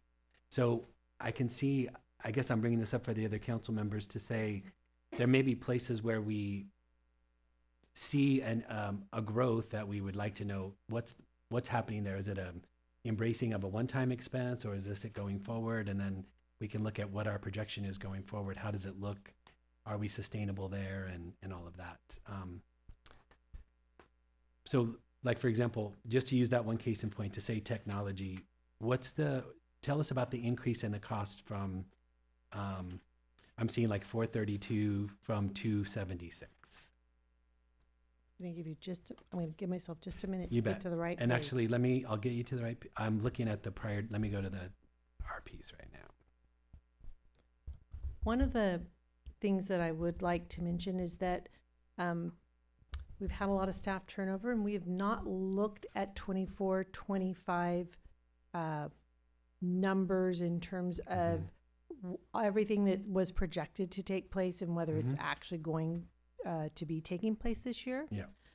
And we are now in May, so we do know that we've only reached a smaller percentage of the budget than we had anticipated, so we will have some cost savings. Yeah, like it's not that I'm not trying to pick on this one. I'm trying to use it as an example. Yes. Page 54 of 81 is the IT difference. So we would see places here and there where you do see a big change. It means there's something that's changing about our staff, or staffing, or the way we're doing our running the city, things like that. So if that's a particular question, I'd like Sure. to ask Mr. Hahn to come out from behind the screens to Oh, talk about that yeah. if you want. What's that? Lucky us. That would Would you be like to wait? wonderful. We can wait just a minute if Okay. you'd like. But that's a good example of an area that was not revisited as the Too late. as the budget was put together. So Mhm. when the original budget for 24-25 was put together, it was using the old salaries that were used here at the city of Ojai. In July or thereabouts, you adopted a new salary amount. The salaries for 24-25 have not been updated. They were not adjusted at mid-year. So a large part of that reflection of the increase in that particular area, when you look at page 53 and you see that for 25-26, the salaries for that division are budgeted at $376,000, but for 24-25 they were budgeted at $222,000. In actuality, that 24-25 number should have been adjusted at some point during the year. With that said, I mean, we can certainly address this later. I know that we are talking. Mr. Hahn and I did talk about some exciting new initiatives for next year, and Yeah. so we can address that maybe later if you want to do that, or we want to do it now. Do you want to talk about it? Well, it's kind of more like this is a process question for us. Is we could spend all night talking about instances, or we can get an overall picture. And if there are specific questions that the council has, I hope that they could address those directly. Oh, thanks, James. But those would be the things I know that caught my eye. Was anything where I was curious, what's this increase in expense? So I have we talked about some of those in the budget review committee, but here as well. there's four things I'm wanting to introduce as little tiny possibilities. And I don't know if this is the right time. Maybe public comment first makes sense because these aren't questions. These are slight suggestions. So let's do the public comments unless there's more questions right now. Go. Yeah, Go.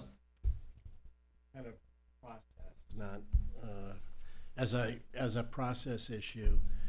I don't see a request for us to adopt this budget tonight, so we're not doing that, right? This is an information session. Correct. The Okay. budget adoption would be at the upcoming meeting. So the 24th of June. And like the mayor, I saw places where numbers went up and numbers went down, and I'm trying to reconcile, the general statement that we have a structurally sound budget, revenues versus expenditures, but it's going to take more time for me to have the confidence that you do in that statement. So I guess my question is, between now and the 24th,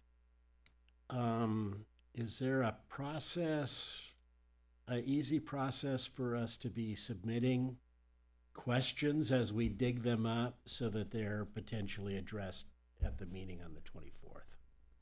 Because I'm just not in a place to do that right now, and I don't want to put the audience through that, because I would be stumbling with my details.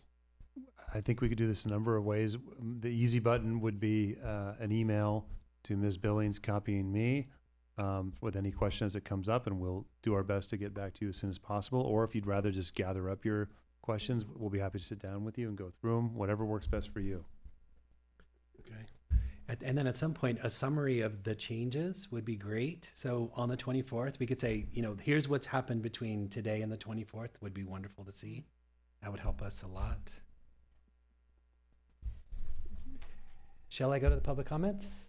Go. Yeah. So I did have a question regarding a public comment that was sent in about the franchise agreement with Ojai Harrison and Sons. But I think, as I'm reading this now, I think that is something I could probably ask you in the process that we just discussed. Yes. I'm prepared Yeah, to she's answer ready. that if you would Great. Yes, like. actually, yeah. So the question presented to us was that the two fees, the franchise fee and the AB 939 fee, should have been budgeted equally, which I was unaware of what our agreement was here. So we will be making an adjustment higher in the AB 939 number. And then the other question was, does the city have a reserve established? And we do have a reserve. So as those funds have come in over the last few years, I know what it is for sure at fiscal year ended 23-24, and it was about $450,000 that has been, and that's not, so when we show you the reserve levels, that money is not included in that because it's a restricted amount. So that amount is it's not non-spendable, but you can't use it for purposes outside of what it's restricted for. So that amount is not showing there. And it is something, once you guys are working on your tactics and your goals, you can look at things. We can look at some of the things that have been suggested and some of the allowed uses for that fund. And it might be something that would provide a resource for some of the projects you're working on. Thank you. And there were a couple little questions that came out in the budget committee, but I see that you guys did make some of those adjustments, which is wonderful to see. Thank you for that. Yes, go. The one thing that I noticed, being the liaison for the Historic Preservation Committee, that there's only $1,000 in the budget for them when there was all the talk of, I believe it's gone up now. You guys can help me, but like from 33, but now there's more because of the documents and the plaques and. Sir, and this, if you don't mind, council member, so you could certainly, I had a conversation with the chair earlier on this topic. this is there's no wrong way to do it. It could be reflected in the HPC budget. It could be within the city council budget. Ultimately, the process will be the HPC will have a discussion about these items, make recommendations. It will come to you for action.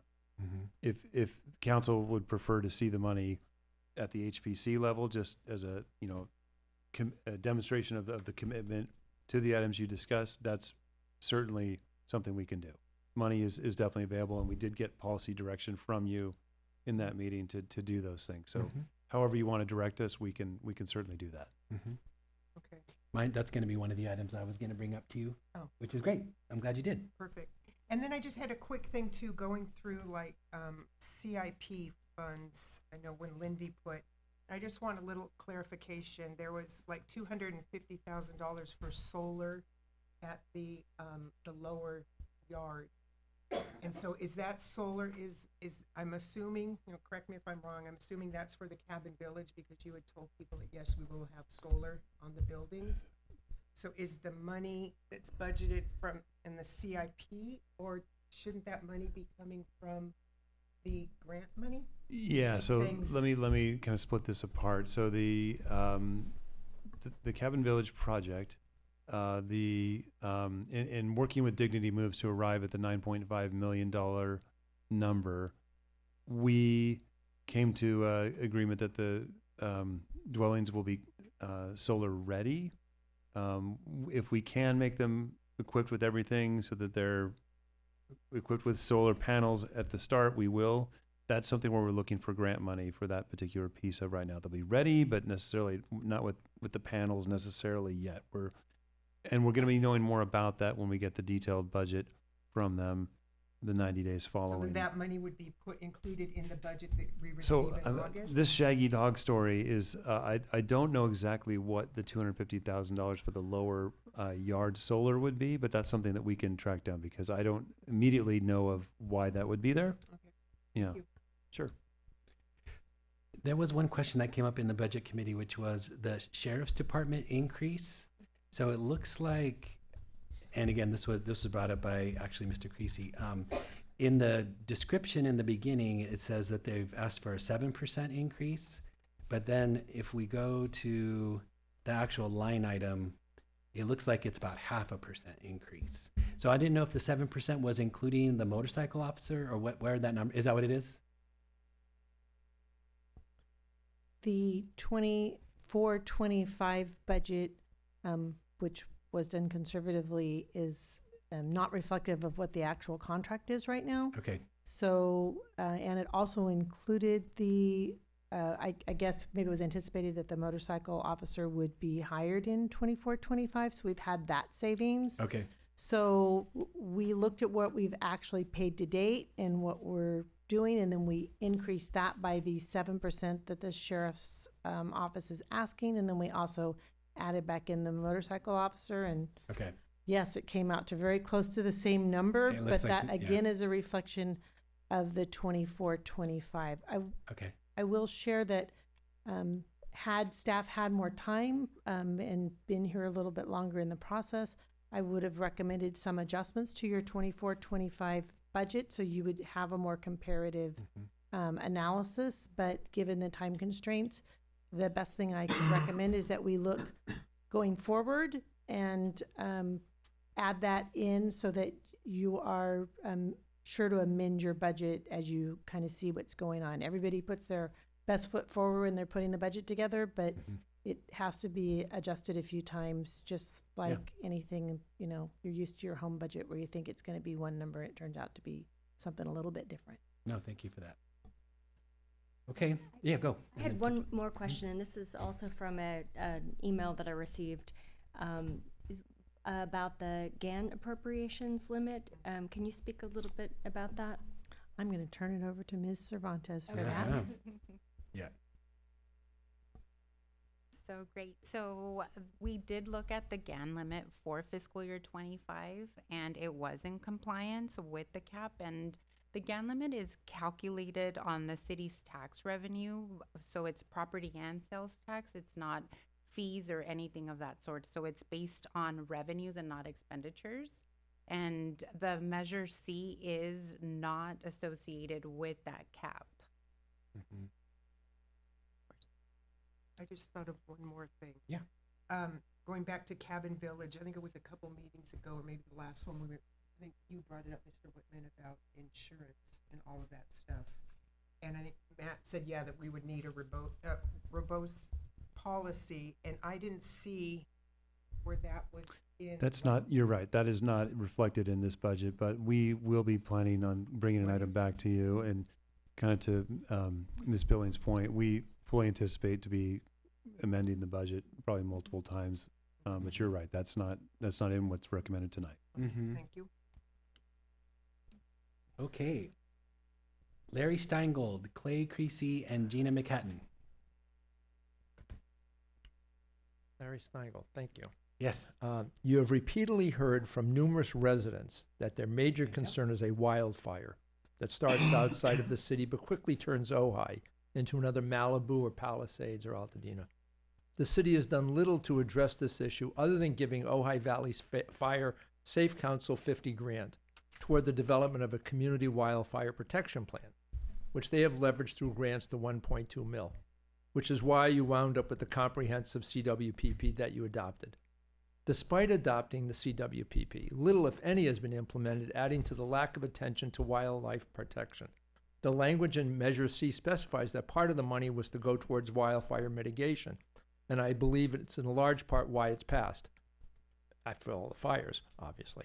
I understand that the Ojai Valley Fire Safe Council has made a proposal to the city, which I have briefly looked at, to address all the tactics that are included under one of your highest and probably the most biggest priority.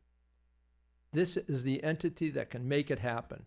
They have the expertise, the people, the knowledge, and they can get it done. We don't have the people, we don't have the knowledge, and it's just easier to subcontract it out, just like police, fire, building code enforcement, and other items. So please add whatever it is, $500,000. We've got $2.5 million. One-shot expense. I don't know how that works, but give them that. Other things, all grants should be reviewed as to any future costs associated with them, because they all come with a little something. Here, we're going to give you $1.50, but it's going to cost you $5,000 going forward. There's a lot of not to exceed contracts, which if we add them all up, it looks to be like $3 million. So my question is, if all those contracts that say do not exceed actually happen, is that going to be a problem? Prepayment of the pension fund. We 2 years ago, I believe, Randy Haney, you proposed $100,000 added every year. Well, the pension fund has gone from 3 and change to 4 and change to 5 and change. So now we're already behind the 8 ball on that. Plus we're adding new hires, and new hires will bring higher pensions, more pensions, which will make it more of an unfunded thing, which eventually the unfunded pension will be a problem. For the police, we need to find an alternative to leverage lower costs, because that's a lot of money for police protection for 2 officers, no matter how nice Steve and everybody is. Okay, I mean, so maybe the city of Ventura. I mean, I don't know if the state police would if they do that in California, or the city of Ventura is willing to, take over, or the city of Santa Barbara, don't know. But we need to find leverage so we can at least do some negotiating, because right now, do they pay rent on the building for the county? I don't know. Maybe they should collect. Thank you, Mr. Steingold. Clay Creasy, Gina McHatton, and Brian Akins.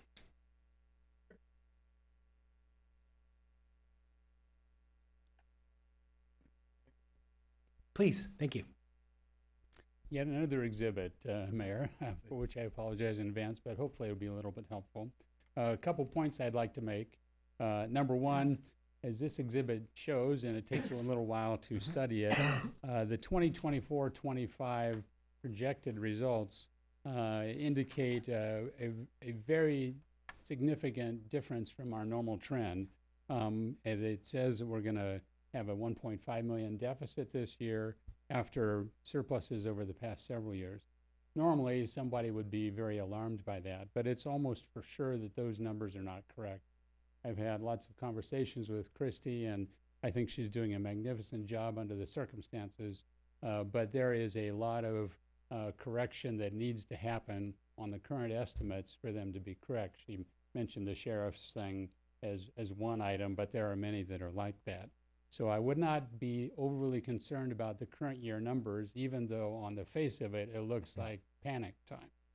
What's equally important, if not more so, is the last 4 years of actual results that are benefited by the audit.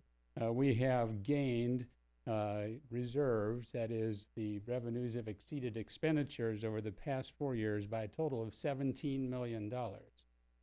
7 of the 17 we didn't even know about until the audit happened at the end of the year. So the ironic thing here is you're absolutely right. In some respects, we are swimming in money. One thing we don't have is a good awareness of how big the swimming pool is. And so I think this morning I tried to talk Christy into agreeing to come on full-time permanently, and she was much smarter than to fall for that little pitch. But we definitely need a very strong finance person and finance function so that you're not waiting nearly an entire year before you know what last year's results were. With regard to the comment about whether spending extra money makes sense or not and whether it's a one-time item or a continuing item, if it was a one-time pickup, yes, you should probably not, you should think twice before you commit a long-term expenditure based on one time. But the record is that this one time has been happening over and over and over again. So I would not hold back. With regard to fire safety, the current budget has $2,500 in it. It needs $500,000. Your interest budget for next year is $500,000. Your surplus funds investable a little over $30 million. At the current interest rates, you'll make $1.2 million interest, not $500,000. You could fund the entire fire safety program with the delta on your interest budget alone. Thank you very much. Thank you, sir. And just to say, no, to anybody, thank you. Just the prompt is that all of those things, once the tactics are articulated and quantified, we fully expect to have a fire mitigation that is robust and large. So to say it's not there yet is simply to say it's not there right yet. And I think all of us are knowing that it will be in some form that we're satisfied with. But let me go on. Gina McHatton, Brian Aikens, and Renee Roth. Hello, everyone. So there is a placeholder amount, like you mentioned, of $1,000 on the top of page 43 of 81. I spoke with the city manager this morning to make sure that I understood what that was and what that amount should actually be. Historically, we have asked for money to do 2 historic resource reports off on a project and then some budget for our continuing education. Last year it was $20,000. I know I explained this in our joint council meeting, but it's been many, many years since there has been a substantial investment in the HPC. We have a survey of resources that is over 20 years old, and we have asked to update it, and I have been in discussion with the city manager of what that would involve. He suggested a comprehensive survey effort was needed in order using a qualified historic firm. We brought it to our joint council meeting and it had unanimous support. It will be presented at our meeting in July where we will discuss the RFQ process, and for that we are asking for $50,000. When it is adopted, it will be of great value for many years to come, not only for the HPC, but for city staff, planning, realtors, property owners, and all stakeholders. Ultimately, it will go to the city council to be approved, but having it earmarked in the budget will solidify the commitment from our joint council meeting and get us moving forward. We are also asking for $10,000 for seed money for a trail marker project, the Ojai Valley Trail Historical Signage Project. This celebrates the Ventura and Ojai Valley Railroad. It has significant impact on the Ojai Valley and the history and route that reveals today that as the Ojai Valley Trail. We eventually hope to partner with the Ventura County Parks and the County Cultural Resource Board for signage on the trails south of Ojai city limits and raise funds for future signs through donors and sponsors. The HPC project is tentatively supported by the Ojai Valley Museum Director, the Ojai Valley Chamber of Commerce Director, the City of Ojai Public Works Director, the County of Ventura Cultural Resource Director, the County of Ventura Parks Director, and the President of the Ojai Rotary Club. And finally, $3,000 for our continuing education. Preservation is deep in laws, and these laws are always changing. It is important that we stay educated on all HPC matters and maintain our expertise so we can be of most value to the city. That totals to $63,000, with most of that being a one-time ask. Thank you. Thank you, Ms. McCadden. Brian Akins, Renee Roth, and Randy Coggin.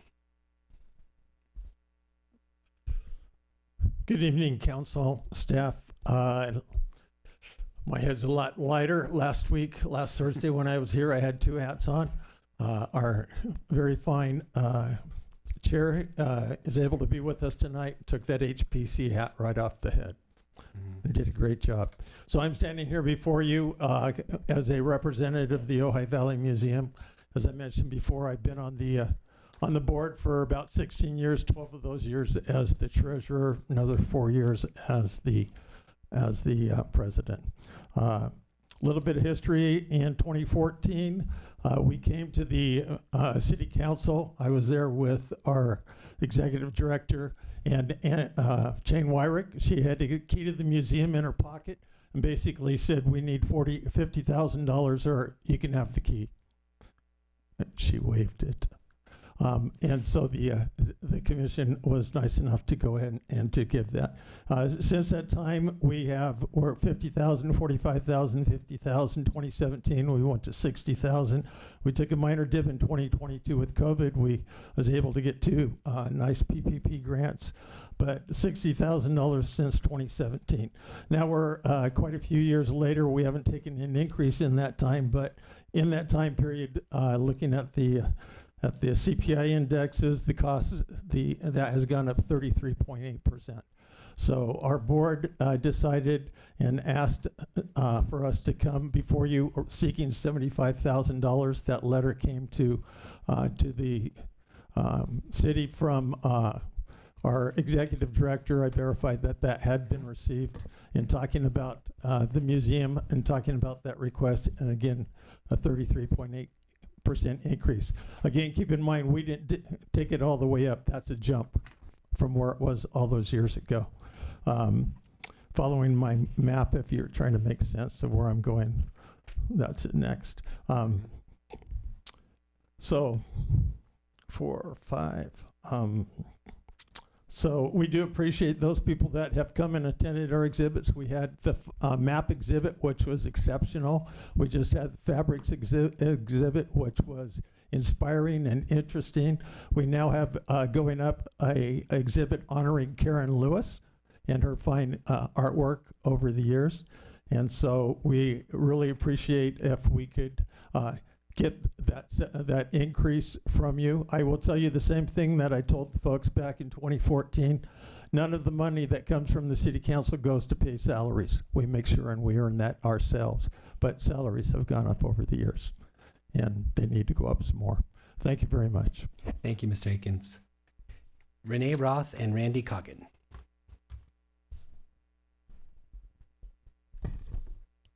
Good evening, members of the council and staff.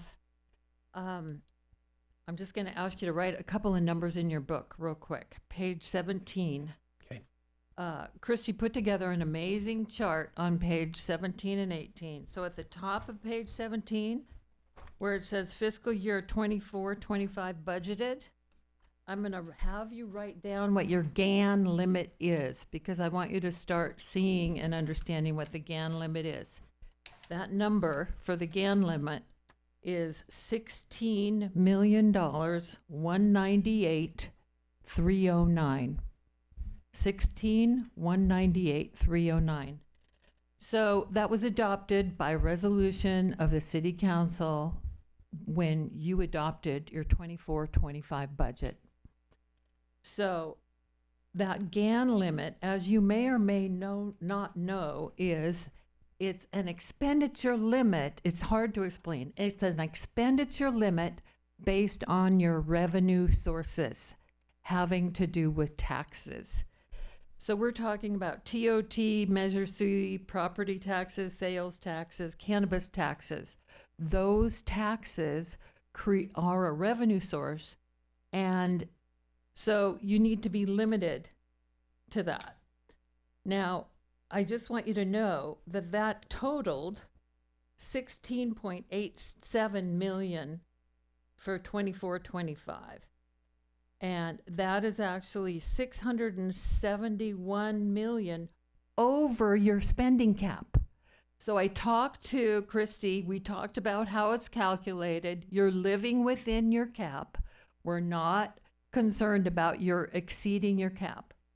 But what's happening is the general fund salaries and benefits has increased in this last year by over 34%. And Ben Harvey has admitted, and he knows about it, and he says, we gave our people a salary increase. People got a salary increase. Well, that 34% salary increase is a locked-in number that you're going to be carrying with you in your general fund budget for a long time to come, because it's really hard to reduce salaries and benefits, right? So at the same time, I just want you to know that that GAN limit is going up in next year's budget. You could say for 25, I don't have much time, so I better stop.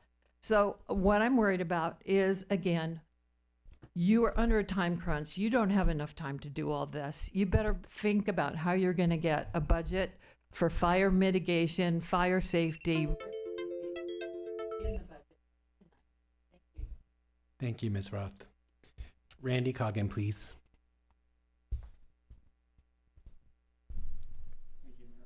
Thank you. So I appreciate the support of the people that have spoken regarding fire prevention and specifically the Ojai Valley Fire Safe Council. In that regard, I just want to state on behalf of the council and on behalf of the board that we are prepared, ready, able, and most importantly, capable of addressing and accomplishing the tactics that are included under your priority of wildfire safety and risk management. I would ask your permission, Mayor. I'm sure that most of the council is familiar with what the Fire Safety Council is, but I took the liberty today of putting together an 8-pager that addresses who we are, what we're doing, what we plan to do, who's on staff, what their background is, and who's on the board and what their background is, just to help people understand what we are. Thank you. So with that, Yes, through the mayor, I'll pass these out. Yes, thanks. with that, I thank you, and I look forward to being a partner with the city, I hope. Thank you, sir. Thank you, Mayor.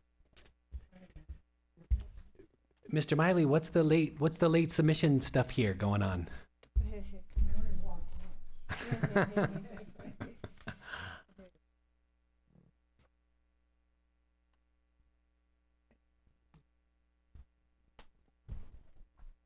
Hi. I have a concern. Our general fund revenue sources for city government depends upon one source which is not listed clearly in the budget, which could become a challenge and problematic in future years. And that's the transit occupancy tax, our hotel, motel visitors. It's the 10% regular TOT, which was mentioned. And then it's the Measure C, which is actually the 5% additional TOT, which was approved 5 years or so ago. Both of which is TOT. And I added that together, matched it against the 17 million, and that comes up about 63% of our general fund budget. Not 40, 63. And I think, surely, that's potentially vulnerable and unknown source of revenues that we don't have a lot of control over.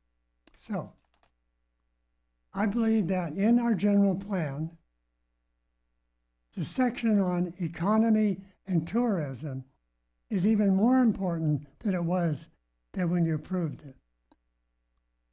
And we should work on it and develop it to ensure that other revenues increase so that we're not as dependent on TOT. Thanks. Correct me if I'm mistaken, the 42% that you're coming up with is the portion in the operating budget. So the total is more like, is the number that you're talking about.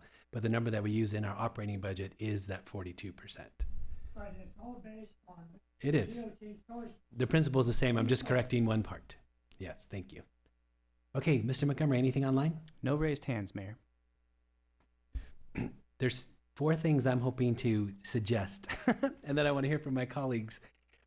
One, again, to be determined, and we will come back, but I do want to suggest that the museum budget does go up to the $75K in the operating expense, just so we can have something more accurate that I think there's probably support for. We don't know that for sure. The second item to suggest is that the Arts Commission grant move from $30,000 to $100,000. Oh, I stole it from Councilmember Lang, which I also believe there's probably support for. And I would like to hear the larger Historic Preservation Commission proposal. My initial thought was, before hearing this, was move it more to the 20, which is what it had been budgeted in the past, knowing that it could grow. That's just an idea. And then the fourth piece, this is actually related to what Mr. Miley just brought up. When we look at our goal setting and we look at diversifying our economy, we do have a vendor, a partner that we have used in the past, which is our Chamber of Commerce. We have something that we are looking at, their proposal that we'll look at in some detail. I know that they're eager to begin this work, but we have not vetted the project correctly, and I want to suggest something for my colleagues to consider, and that is that there's something like a pilot program, which is 2 or 3 months of what they are requesting to get them started. I know that they're trying to staff their position so that they can start to work with us. So their initial proposal, just throwing out the number, it's $9,800 per month, which is very similar to what this body had funded it in the past. It's in the ballpark of it. So if we were to do, let's say, 3 months of that, that's $29,400. And I'm offering that just as a suggestion, a pilot program, details to be determined, but that budget piece gets us probably to a more accurate number, is what I suspect. Those are my suggestions to bring this in that are all lower dollar amounts for your consideration. I shared those same suggestions. Well, the arts grants and the chamber, the mayor and I are collaborating on that one, and I think it would be a real benefit for the community to have this pilot program. So I agree with those. I just have a process question. Are we supposed to be making recommendations for money that we would like to go into the tactics and the goals budget now? Or is this just sort of proposal things that have floated up over the last couple of weeks that we want to verbalize and make public? Because so that's my question. Are Great, we fantastic like, I question. want to throw money at this. I know. Yeah. I had the same question. Okay. So I asked our staff here, what makes sense? Does this come later? Does it come now? And later is completely fine. I meant to think that when we think of a very large dollar item, that seems much more problematic. So I was thinking very small dollar items that are tweaks to get us probably closer to an accurate. But again, I'm happy to defer if we feel like there's any sort of difficulty, but all of these would still have to come up again for us to think about. And again, I was trying to pick tactics that I thought it seemed like there was support for. Other things are just the dollars are bigger and they require more conversation. These ones didn't as much to my mind, but that's why. No, I understand the distinction. Thank you. Yeah. I understand. But I'm Thank you. happy to hear if you think another time's better than now. Happy to hear your feedback. No, Mayor, you summed it up. Okay. Next Tuesday, you're going to be talking about goals and tactics. I mean, it's whatever you want to do. Yeah. But I do want to acknowledge, though, is that when we monetize and prioritize the tactics, I would agree. I think Yeah. it's harder for us if you came up with something that you wanted to expend $5 million on Yes. tonight. That is, could we figure out a way to do that? Yes. It's easier with these smaller numbers. Yes. Yeah. Yeah.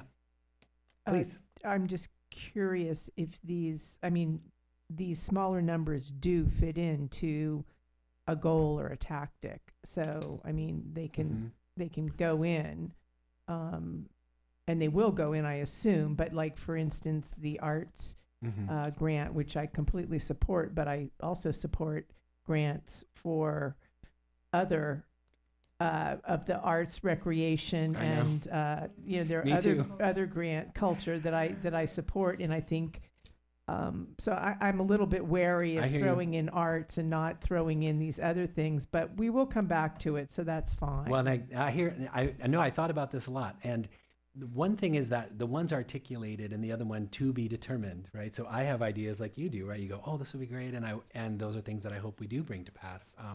They just haven't been fleshed out where we, at least on the arts grant, we already know that the applicants were so worthy, and we all know that. So we have this decision, and we're responding to that commission's request that seems so clear. That's the only reason why I'm offering it now. But you and I are probably going to agree on Maybe a I lot could of just the jump in. other grants. Go. Could I Yeah. just jump in? Sure. Perhaps you should think about it Yeah. as to what is the most time sensitive things that you want to address sooner than later. Yeah. Because I can see the tactics taking a little time because Mm-hmm. we're going to finish them, then we're going to staff will estimate, and then I think Mayor, you mentioned going to the budget committee, right, Mhm. which is great. Mm-hmm. But it might not be till August till you come back with a total number. If there's something that Mhm. you need to kickstart now, maybe getting it out there now would be better. Otherwise, it might wait a while before the musical chairs start. They could moving also around. come in meetings that come after today. There's no reason why they can't. Yeah. No, I'm fine. I just was curious about good. the process, and I Yeah. think the distinction on amounts is a good one. I think the distinction on expediency and timelessness is a good one. Mhm. I think the distinction between things that have been discussed already is a good one. Yeah. So I understand Yeah, yeah. what's going on here. Thank you. Yeah, thanks. No, you're asking good questions. Do we have any more questions? Are we prepared to receive this and go forward? Yeah, we're so as I understand the process, if we have suggestions for larger amounts that we believe to be timeless. So for instance, fire hardening, it's a big lift, but expediency, sort of trumps, oh God, shoot me now. Sorry, I know, never mind. We've all agreed that that's our number one priority. Well, actually, could I stop Yeah, you right please, there? go Because ahead. actually, you haven't. So that's another. We haven't. No, that's another layer Okay. you could as you guys sit currently. Mhm. You have nine Mhm. goals that are all equal, Mhm. right? So you could move some to the top, even though one's 1 and one's 9. There was no discussion that this one is more important than this one. So you They're could not say ordered this is that the way. most important goal, and this is or you could even. There's so many ways you could do it. You could say, I need this tactic to happen before this, whatever. We could take that direction and make it how it works for you. Okay, yeah, and we may not have formalized that it was our most important, but I think that in discussion, it bubbled up. But that's not formalized, so I take your point. But I also take your point that it is the existential, Of course. threat that's more timely than any other. So I hear from constituents and residents all the time Of about course. that, other than the safety of their streets, which is a much more Yeah. sort of it's a different kind of concern, but they're both number one basically that I hear over and over Fair enough. again. So I guess we're going to have to figure out a way to potentially deal with that sooner. And I think that Councilmember Lang and I also Mhm. talked about, speed bumps and Yep. sort of fast tracking Absolutely. that. That one's already coming back. You gave us direction. I have Yeah. a long list. Yeah. I have long lists like that too. Yeah. So okay. But one thing I'll add to that is that when we talk about fire and we talk about speed studies, there are multiple tactics for each one of those. Like for fire, we have communications, we have we have all these different components. And I would like to have a real thorough conversation about how we prioritize all of the tactics that we have underneath each topic before we look at a budget. So that we can specify, is this going under safety? Is this going under Well, you're going to, communications? sorry to interrupt you again, you're going to need to adopt the budget before you finalize your tactics. So so that said, I mean, would it make sense for us to have like a budget item that says fire, It could. I think I want to give you, Okay. you may have heard a statement tonight that you have to do something tonight and you don't. I mean, the fact of the matter is, what I've heard Christy say, which is an old saying, that's a good one. It's a budget, not a Bible, right? It is living, and it's meant to come back and revise as you need. So you need to adopt a budget in order to move into the fiscal year. Okay, fiscal year starts July 1. You have to have an adopted budget. Right. But there's nothing that says you can't come back on July 1 or July 2nd and say, you know what, we're going to change this. We're going to add this. We're going to revise that. If I could add too, the Fire Safe Council's proposal is very robust and detailed, and I think it requires a good conversation for us to have in relation to the larger goal.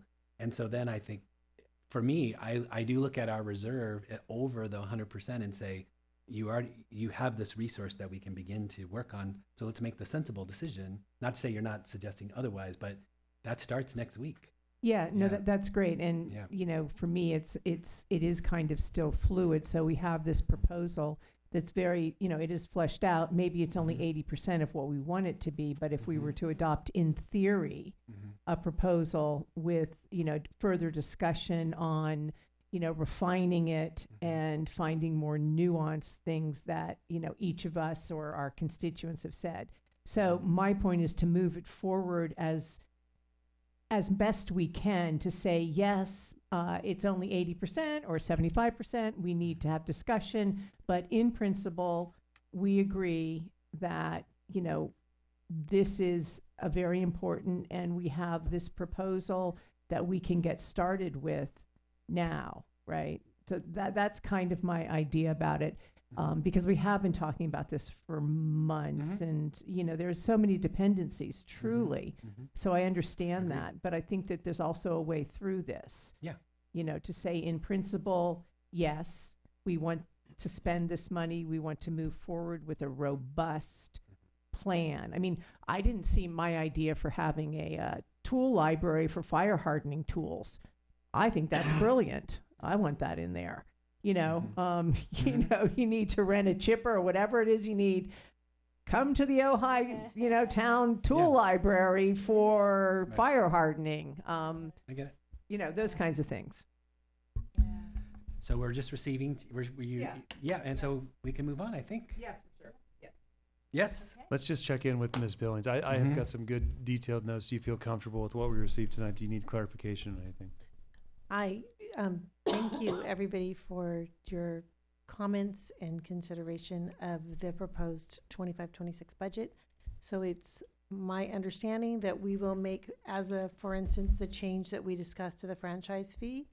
And when we present it to you next week, we will show you, I will say the changes, I will note the changes that have been made since you reviewed this document, which will be minor, like that franchise fee. I did not hear any direction to adjust the museum budget or the arts budget at this time.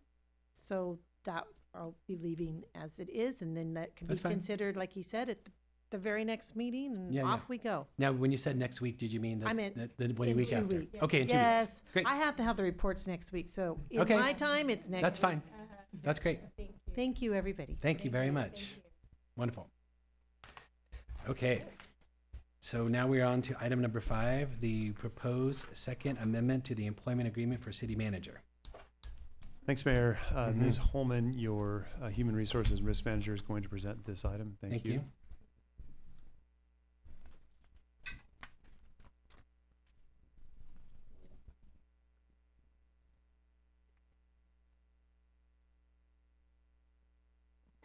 Mm-hmm.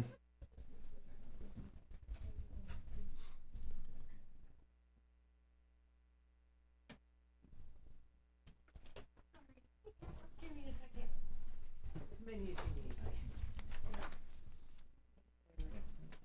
Thank you. Appreciate it.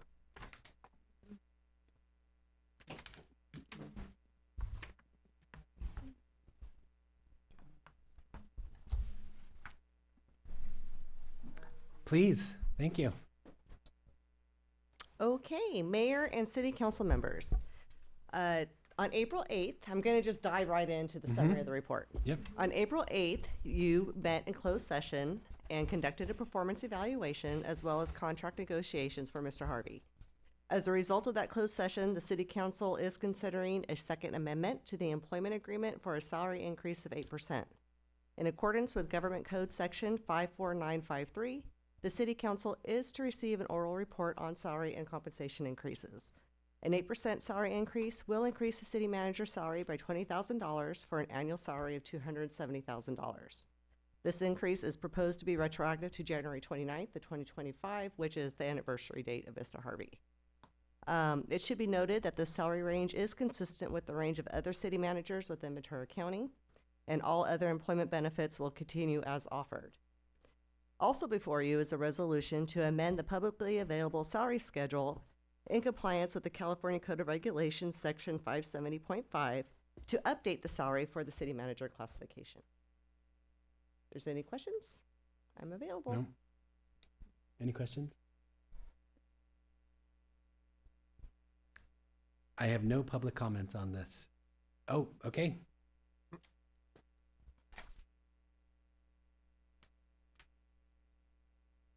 Larry Steingold again, and it's not personal. Okay. Well, it's not. Employee salaries are going up 1%. I believe that's in the agreement. And going up 8% seems to me a bit in your face and egregious.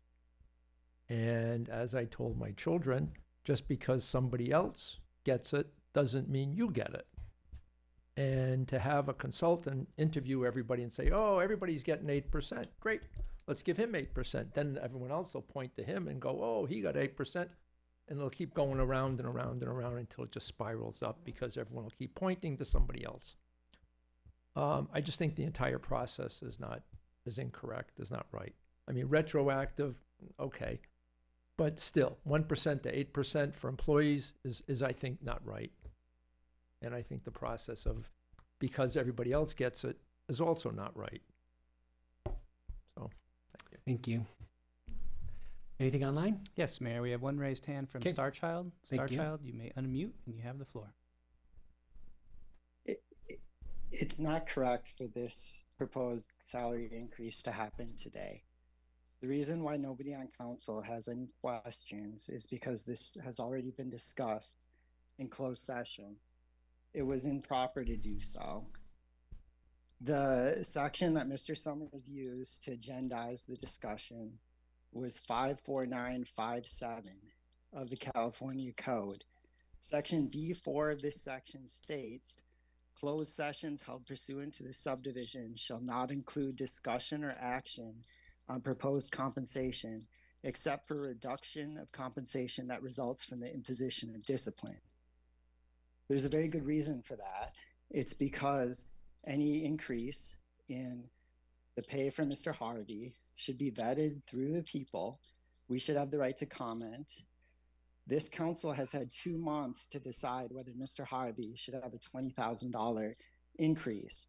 The public's only heard about it 72 hours ago. You know about it because you had a legal closed session meeting to discuss it. We need more time to understand. One question I have is how the benefit of Mr. Harvey's nearly $500,000 reduced down payment assistance was calculated in the compensation. Does that push him over the median compensation for other city managers? Another question I have is why this money is not being paid to the trolley drivers who are underpaid, don't have a livable wage in Ojai, and who are, and for whom that we have an insufficient amount of trolley drivers, mostly because we don't pay them enough. It's improper for you to make a decision today. Instead, move this to a meeting 2 weeks or 4 weeks from now so that you can discuss it with your constituents so that we have a time to look it over. Don't make a decision late at night after a legal closed door session when the public was not able to participate.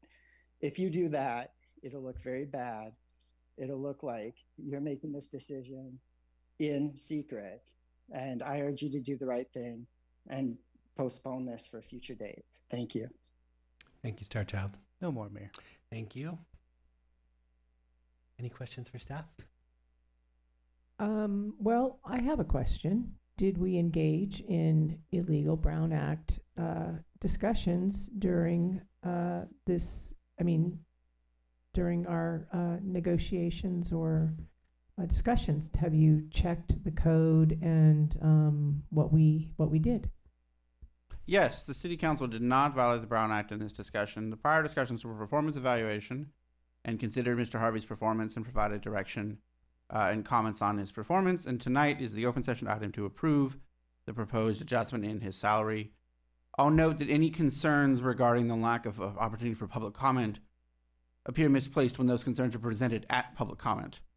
The item is on tonight's agenda. It was lawfully agendized. More than 72 hours ago, the agenda was available last week on Thursday or Friday. And with that, I'm confident the council can safely approve the proposed increase if that's the desire as a policy measure, regardless of Brown Act concerns. Thank you. So did I hear you say that it is not a Brown Act violation to discuss compensation of a city employee, compensation that, is an increase? It is not a Brown Act violation to discuss compensation that is an increase for a city, not an elected official, a city employee. Is that what I am understanding? You're saying it is not a Brown Act violation to do that? I'm not speaking on hypotheticals. No, this is not. I am speaking to the council's conversation in closed session was lawful, without going into the details of that closed session conversation. You're not answering the question.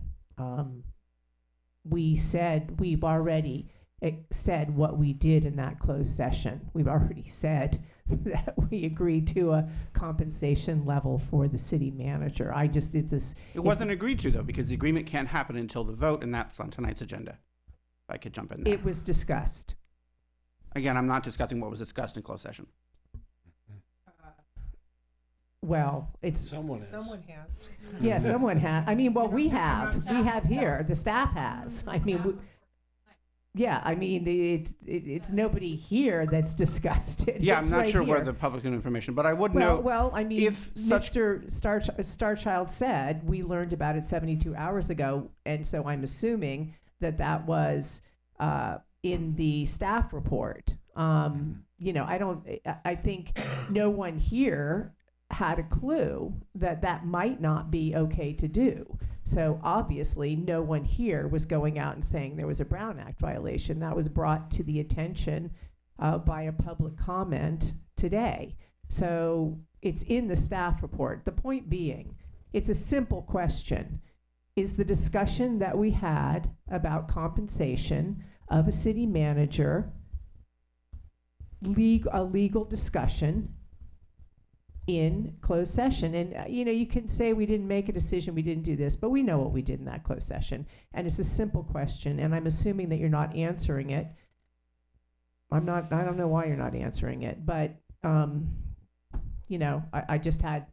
asking you if you, in the interim between the 5 o'clock, the 5 o'clock statement and now, if you've actually looked up that code. I would be surprised if you did not, but you may not have. That's all. If we did, once again, somebody out there is going to report this to the Public Integrity Unit now. So it's best we know what's coming our way. That's all I'm saying. And that's all I'm saying. Mm-hmm. A couple of final comments on that point. So, again, I'm not going to speak to what was said in closed session. The closed sessions were lawful.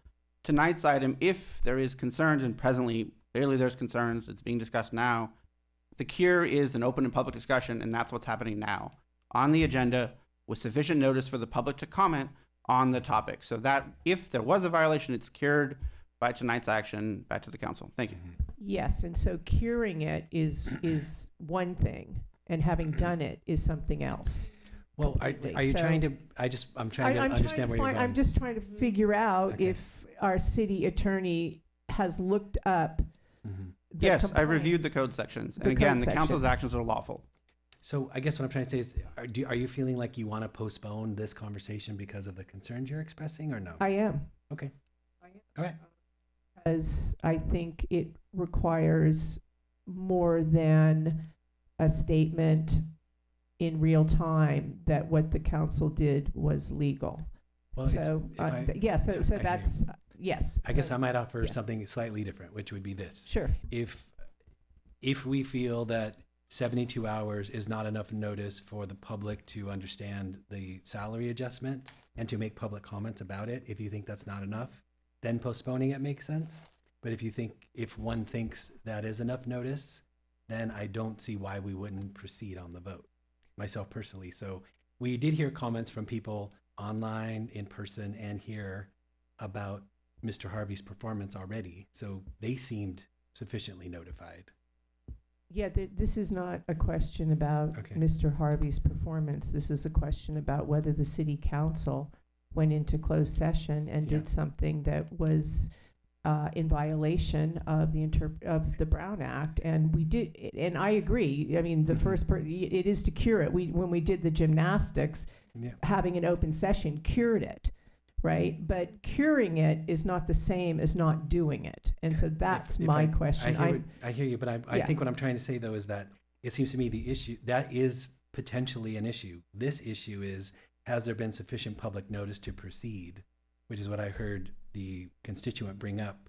If that's the case, that it has been sufficiently notified, I don't see why we wouldn't proceed. And maybe the procedure is you vote no.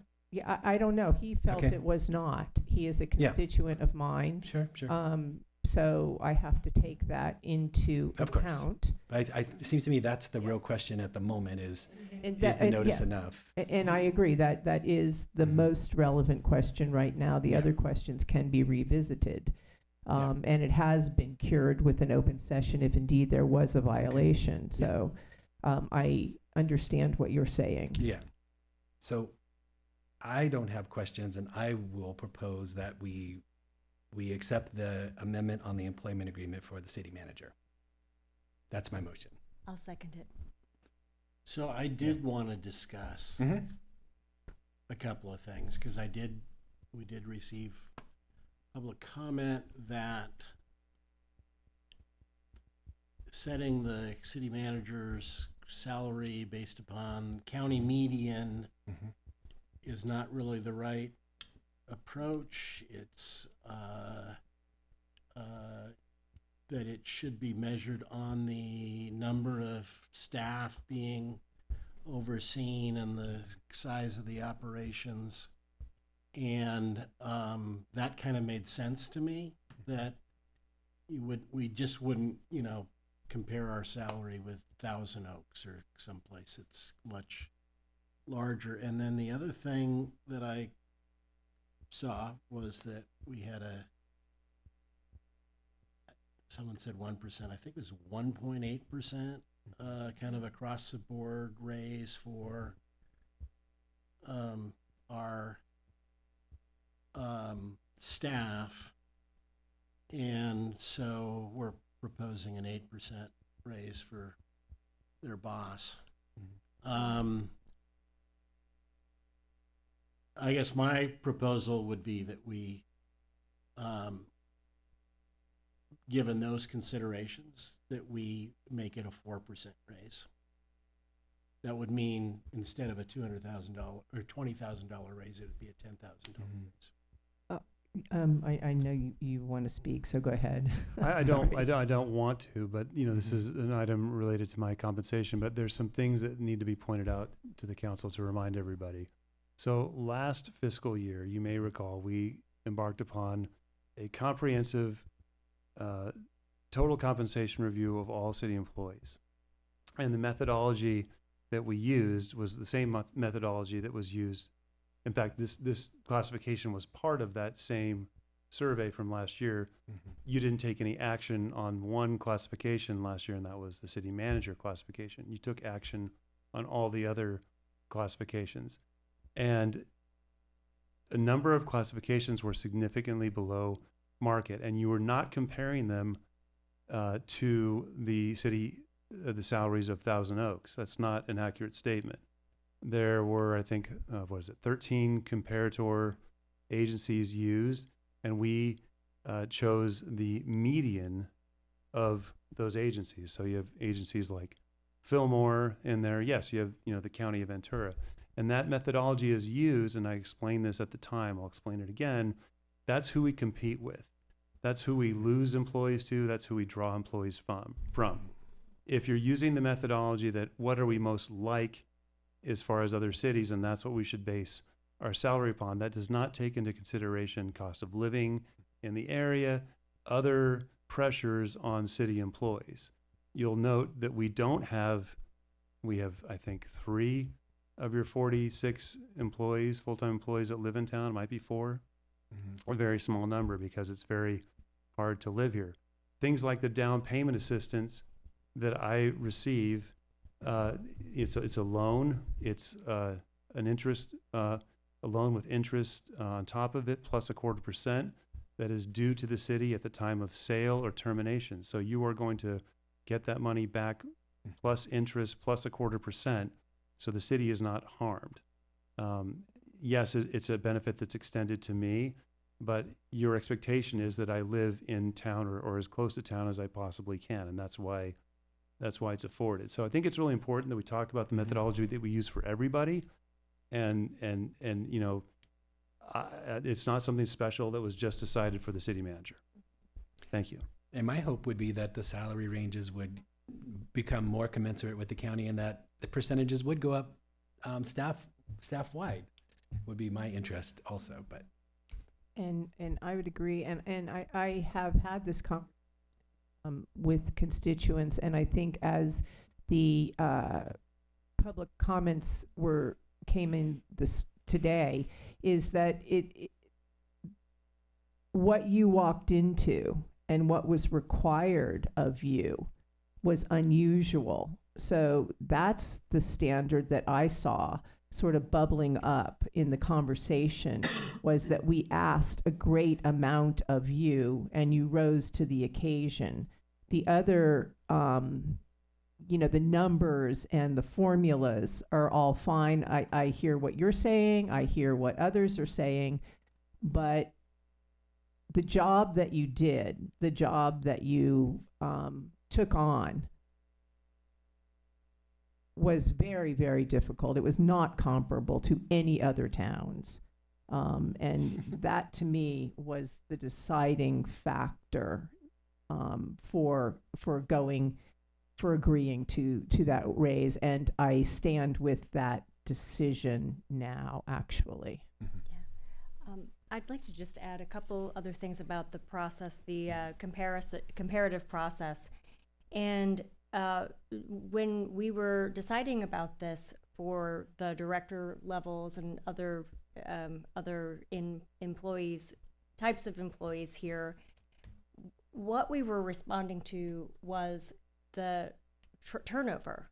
I mean, and when we realized that our numbers were coming in significantly lower than other cities in the county or other cities outside of the county, it was like a wake-up call, because we needed to do something to support employee retention.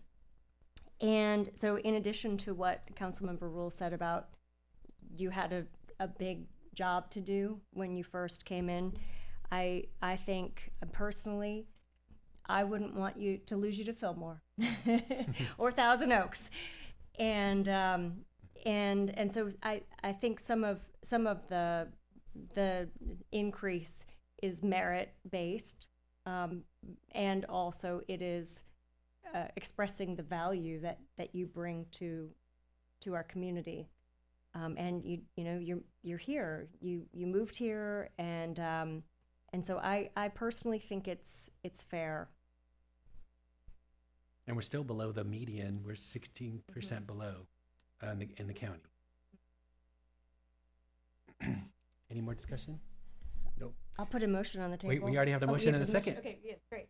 Yeah, let's call the roll. Yes, Mayor, we do Thank have you. a motion by Mayor Gilman with a second by Mayor Pro Tem Lang to approve item 5 as recommended. Roll call. Councilmember Whitman. Yes. Mayor Pro Tem Lang. Yes. Councilmember Rule. In principle, because of the potential Brown Act violation, I cannot vote yes on this, even though. So I am going to abstain from the vote. Councilmember Mang. No. Mayor Gilman. Yes. Motion passes with 3 votes. Okay.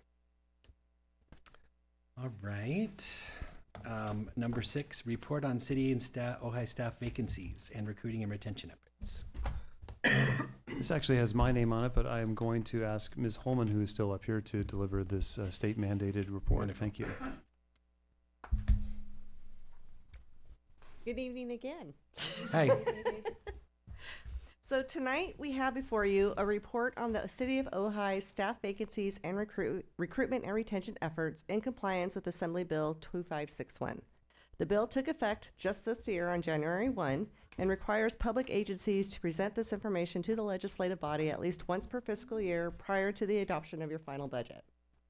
At the time the report was prepared, the following full-time positions were vacant: Assistant City Manager, Accounting Specialist, Administrative Assistant, Recreation Manager, Finance Director.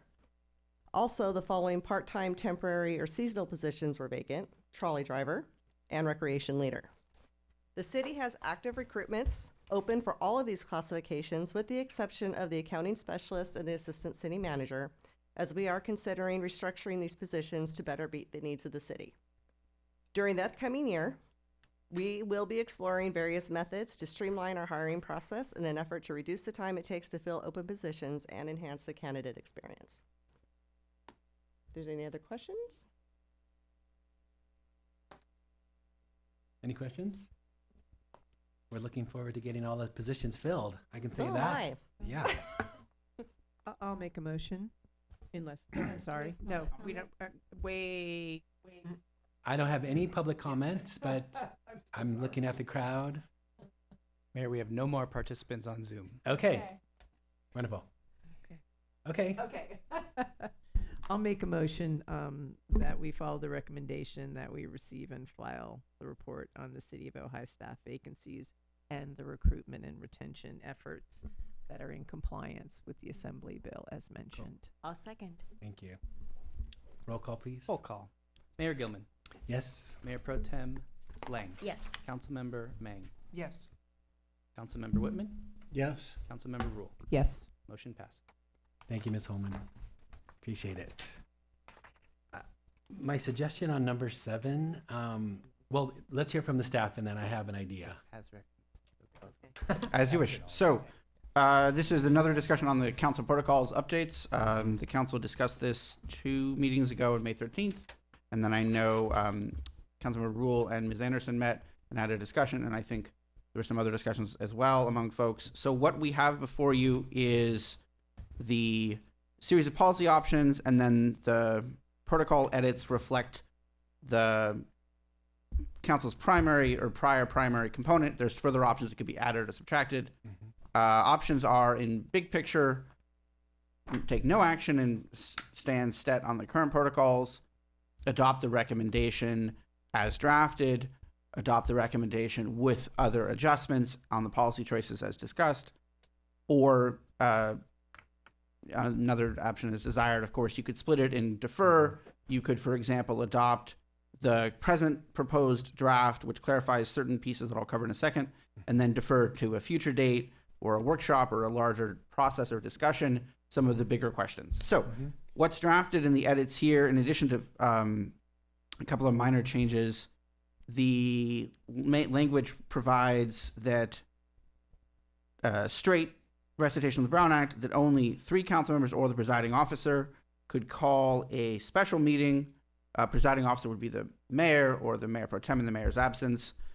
And that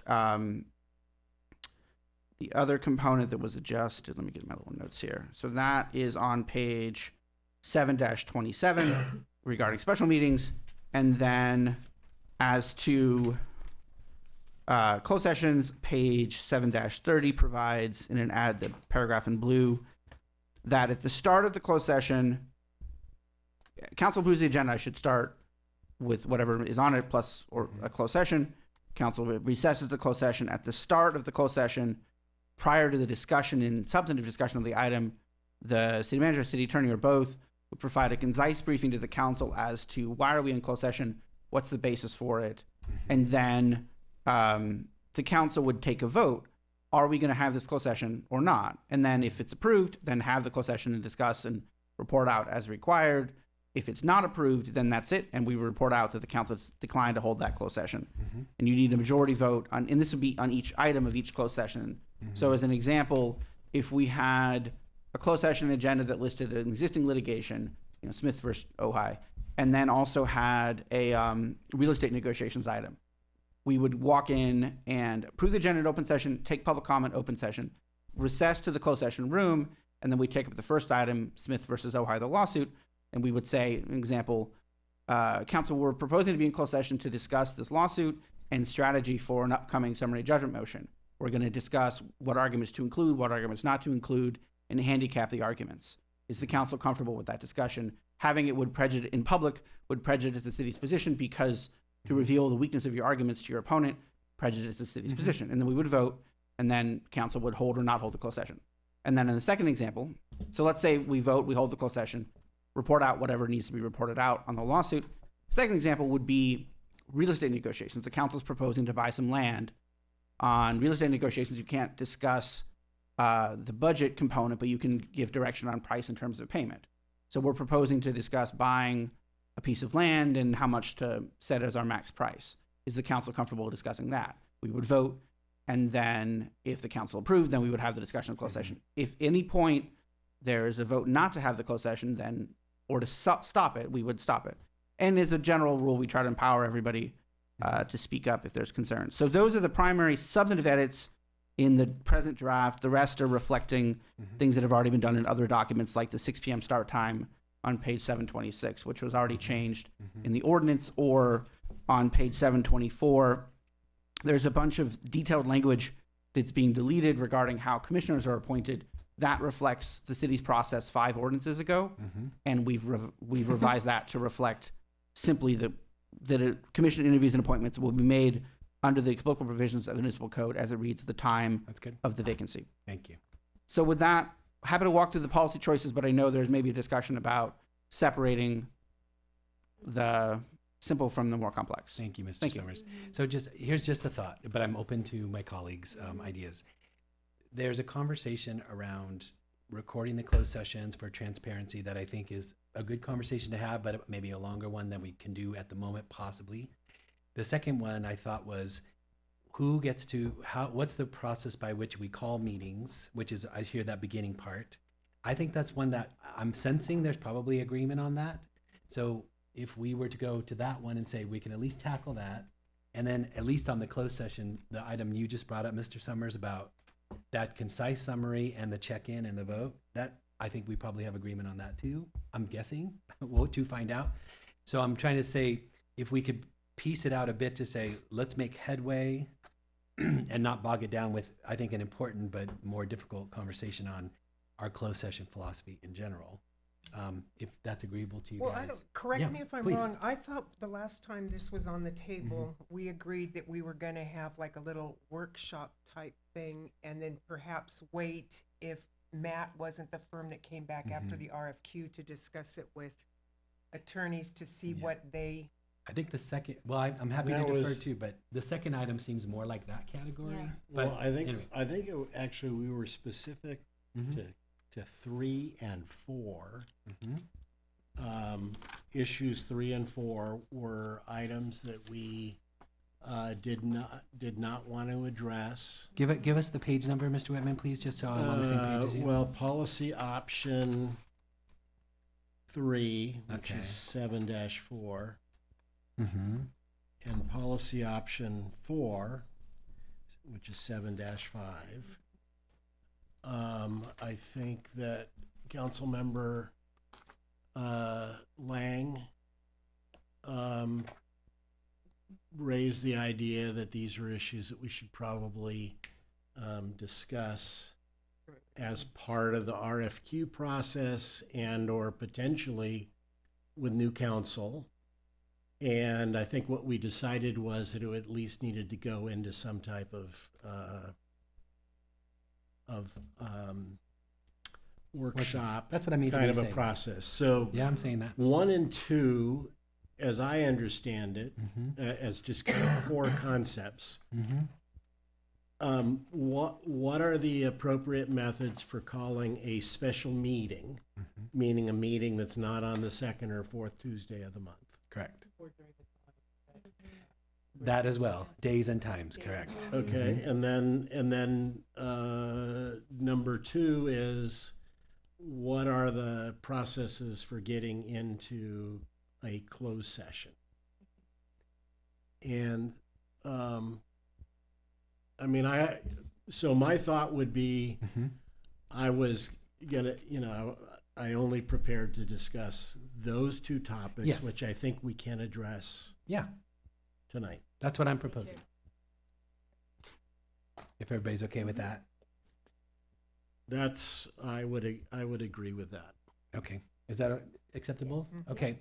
So then I'm hearing the suggestion from Mr. Summers. So if I look at option 1A on page 7.2, maintain current practices but add language to the protocols that reflect the legal requirements of the Brown Act that only 3 council members or the presiding officer may call a special meeting. Are we agreeing on that? So I have a question about that one. Okay. Because we've talked about the fact that it creates an imbalance in the idea that the mayor can unilaterally call a special session, but it would take 3 council people, and that potentially, can't be done. It would take multiple meetings to do that, where the 2 individuals who want to discuss a topic might be absolutely just as worthy of. So, Can I make a so point one of my order? questions on that. This is more like a discussion, and we haven't had public comments. Can we? But I have a question. Okay, go ahead. Sorry. That's all right. My question is, and we've talked about this on other issues. I don't know if we've talked about it in open session, but we certainly have in discussing things privately, and that is that there is a distinction between a serial meeting in which policies are actually discussed between a staff member and council members, and if you have a quorum or more, that's a problem for the Brown Act. But there are also situations where you can be simply acquiring information or reporting information and not holding a policy discussion, and that would not be a serial meeting? Am I way off base with that? This is where the Brown Act has inherent contradiction. A discussion of 3 members of the council on a matter that is within the city's jurisdiction, not an agenda, is a problem because it's a meeting outside of public view. However, it also states expressly that a majority may call a special meeting and may set the agenda for a special meeting. The Brown Act's text does not resolve that distinction. As I read it, and as most practitioners read it, 3 members could ask for a meeting, but they can't discuss it on the side what the meeting is going to discuss. So it just asks for the meeting. So the common example is something happens that everyone agrees needs to be a discussion, or everyone feels, or most people feel. And then the 3 individually ask to the clerk or the manager, whoever would produce the agenda, typically the clerk or the manager, or both, I want to meet on topic. Second person, I want to meet on topic. Third person, I want to meet on topic. And then we hold a meeting on the topic. And there's not a discussion among the 3 outside of public view about how to structure that. And I realize that creates this is where the Brown Act doesn't answer the question. It doesn't, it was written by the legislature who doesn't exist in the real world.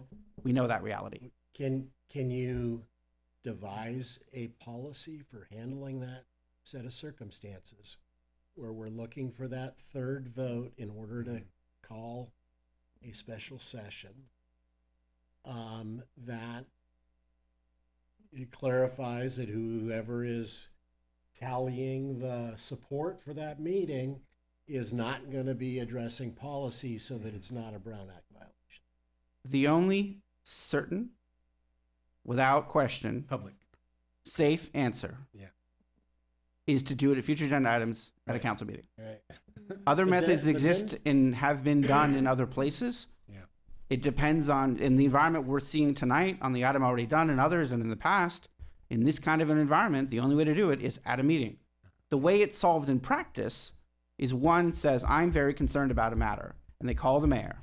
And if the mayor agrees, it's scheduled. Yeah. If there's a dispute, as we've had in the past, other prior council, where the majority or what turns out to be a majority in the end and the mayor disagree, and the mayor refuses to call a special meeting, then three put it on the then two ask for it to come on the agenda. Either as a discussion to set it for a future meeting or at future agenda items, they ask for it. That's the strictest, that's the strictest Brown Act answer. The And non-strict answer so or the living in potentially- the real world answer is to not discuss it among yourselves. If you're trying to advocate for a third vote, if I'm a council member and I'm trying to advocate for a third vote, don't talk to the one I agree with. I know I have Bob, so I don't need to talk to Bob. I know I have Bob. I go convince Jill. That's how you do it. That's how you do it. That's the reality. Sorry to be so blunt. No, I I'm sorry. understand. My concern is that if it has to be done at a meeting, Mhm. then we're looking at potentially like 3 weeks Could be. to get and there are things that come up where they need to be addressed more quickly than 3 weeks. I get that. And I'm totally wanting to honor the Brown Act, but I'm also wanting us to be a little more nimble than having to take 3 weeks I agree. in order to do that. And So- the answer most cities use on the ground is the mayor. Yeah, exactly. So mhm. if someone feels that, I mean, there is the alternative of if you feel like it needs to be decided now, you call the mayor. One person calls the mayor and Mhm. explains the situation, and the mayor has the ability to call it. You know, it is a problem because the government code says 3, and the Brown Act says, you know, you can't have 3, and you're right. In this particular climate, someone could take either position and argue it and cause disruption. But I think with the ability of the mayor to call it, which is by statute, I mean, we can't change that. The mayor Correct. can call it. That's it. We have a way around it if you can make the case. We can't have 2 people call and then call the mayor because that would be a third. But we couldn't call a special meeting in order to put it on the agenda because we would need 3 to call the special meeting unless the mayor called the special meeting. So somebody who had a real issue could call the mayor and say, I need you to call a special meeting in 24 hours because this is really important, so that we've now decreased our time to 24 hours if the mayor can be convinced that it is of that, that nature of it. So that's one way to do it, to get it down to 24 hours. But I think Yeah. you would agree, almost none of the cases would be, hopefully, I need this in 24 hours unless it was so obviously an emergency, in which Yeah. case we would be doing it anyway. And in which case the city manager could do it. I'm not sure by law you could do it. No, Oh, even yeah. the city manager needs the mayor's Right. consent Okay. or the Yeah, city yeah, attorney. and I agree. Yeah, I mean, yeah. I agree that Yeah. those are so far and few between that it's probably, you're looking at an irrelevant kind of situation. What I would say is, we do want to set policy for future councils, of course. My personal interest is, if there is a meeting that wants to be had, I want to have it. So that's my personal interest. But if there's 3 people that want something in the future that the mayor doesn't want in some future day, they really should be able to call a meeting. I really believe in that too. So Yeah, so the Yeah. one other scenario, and I'm presenting this as a question, is that it's not always going to be a situation, and I'm looking more at future council than I am at us, but if the mayor wants to call a special meeting and there are council people who want to be a participant in that meeting, but they're not available, then, there's the potential for, I'm not saying Mayor Gilman would do this, but I'm talking about that future mayor who potentially would say, we're doing this as kind of a political ploy to exclude votes from an important issue.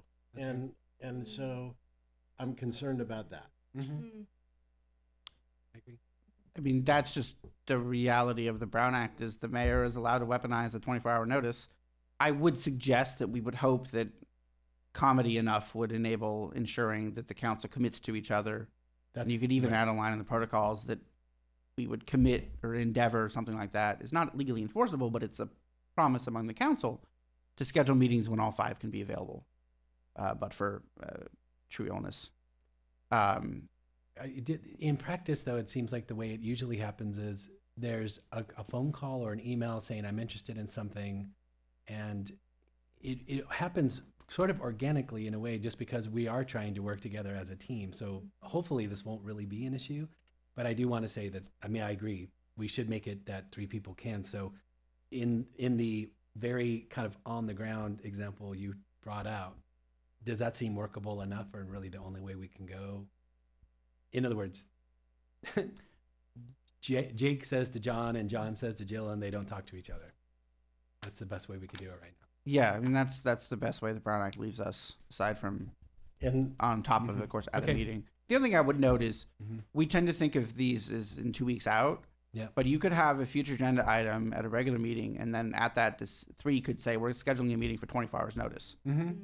So that's, or whatever, 10 p.m. the next day. That's admittedly a bit extreme, but the council majority could set it. So you can't collapse the front end if we wait for the meeting, but you can collapse the back end of that schedule. So then, under those circumstances, isn't the best way to proceed to simply adopt the Brown Act language as it is and just stick with that? Yeah, I mean, that's certainly the recommended approach. Okay. So my suggestion was that we adopt the Brown Act language as proposed, and then I also was interested if we will entertain this. I think that what you propose, Mr. Summers, around a concise summary and a quick vote in a closed session to proceed, I think solves difficulties that has been expressed here. If you guys agree with that, it seems like it's expedient and everybody's on the same page there. And that's drafted in on page 730. Thank you. But let's take some public comments, okay? Larry Steingold and Bill Miley.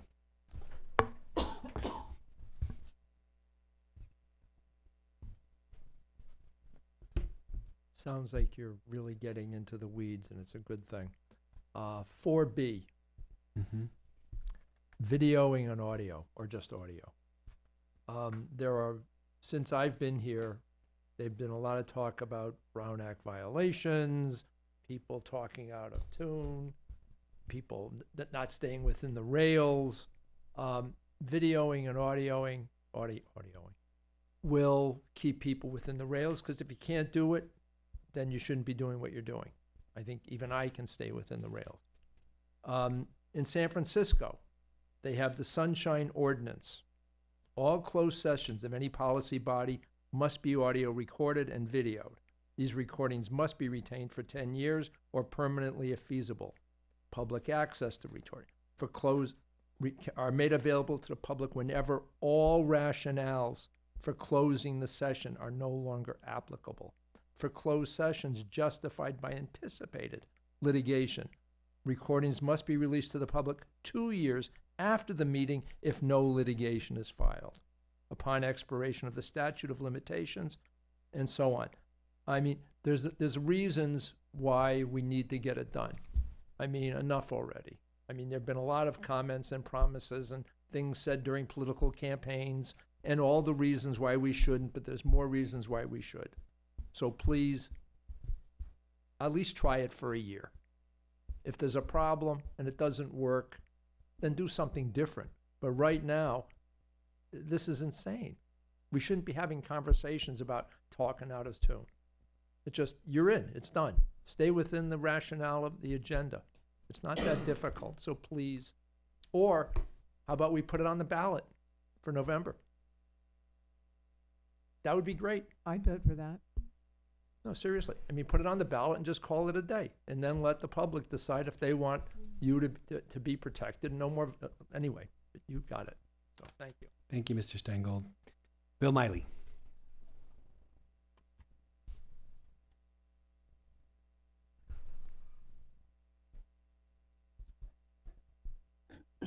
The item I'm interested in is closed session recording. I want to advocate for audio recording of closed sessions. Recent history documents the trouble generated by he said, she said, you said, they said, nobody said. This is what we, the public, get, in my opinion. So I want to support the following section, which is option 4B, begin recording closed session.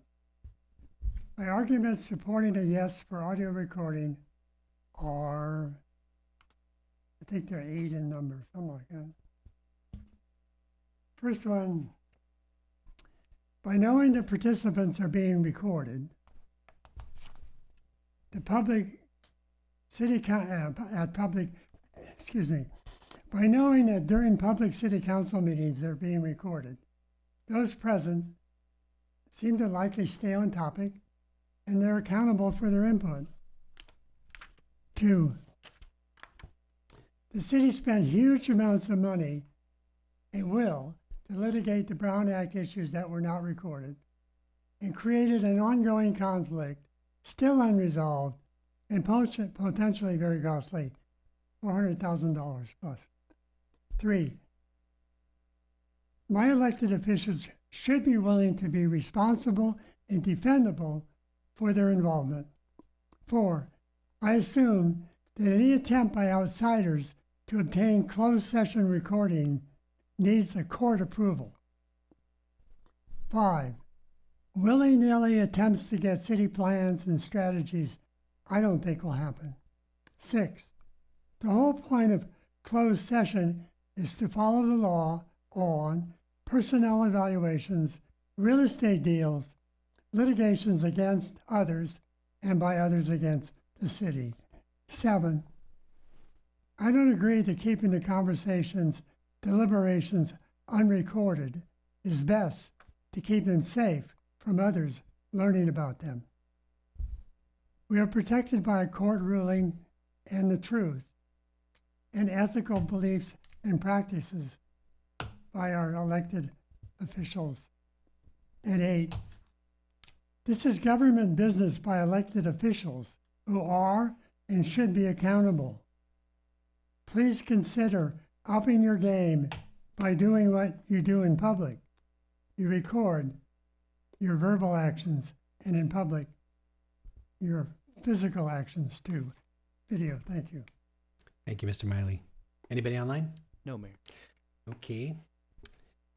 So, Mr. Harvey, I would like to extend if we do go the way I think we're going, that we do take this Brown Act recording or transparency general umbrella item and not lose sight of it. So if it means that there's a workshop, or if we are looking at any potential legal representation change, in other words, I don't want to, this is still very important for me, that I'd like to keep it forward, that we have the conversation. So great, thank you, Mayor. We will add this, Mr. Montgomery, to the report of reports, as we call it, so we don't lose track of that. And the direction will be, I think, just near future agenda TBD. And if you change your mind and you decide that you want that at on a near-term agenda, date specific, that's just great. I'd like to get our goals going and do this right, because transparency is one of the goals. And so this should be it is an item, actually. It might be an item there, or will be. Okay, thanks. Thank you. So I heard you suggest a motion. Okay, so, but let's just clarify on number 2. Okay. So the idea on number 2 is that we retain the Brown Act language, but we adopt a protocol under which we call for a preliminary discussion and vote on whether this is the proper topic for closed session. And that's within the closed session, correct, Mr. Summers? Yeah, that would be in the Mhm. closed session. Within So the there's closed already session. the existing Okay. vote to approve Mhm. the agenda in open session after public comment, and then go into closed session and then essentially vote twice, reaffirm the closed session with more information at that stage. That's Okay, potentially so privileged. basically we're retaining everything as it is, with the exception that we're adding a protocol that we just described. Mm-hmm. Do you have enough of the language? It's already for that? written. It's It's page there. 730. Yep. 730. Page 730. 7-30, sorry. Right, it's the high. The high- blue stuff? Yep. The blue Yep. added paragraph describes that, Okay. which so would be in I- addition to the present process. Mm-hmm. I Okay, have, so I would make the motion Mm-hmm. that we adopt that specific language and we retain everything else for the time being as is. I'll second the Okay, great. motion. And you have a comment? I do. Yeah. So, in looking through this, and this is, I guess, would be for the further discussion, but I have some issues that I think we should bring up. One is, and it is under 3, but I just want to put it on the record now and for a discussion later. On 7.5, in drawback for the policy adopt a closed session report form, there's the drawback, the final sentence is, as a confidential record, it could discourage city council members from speaking openly and honestly about issues.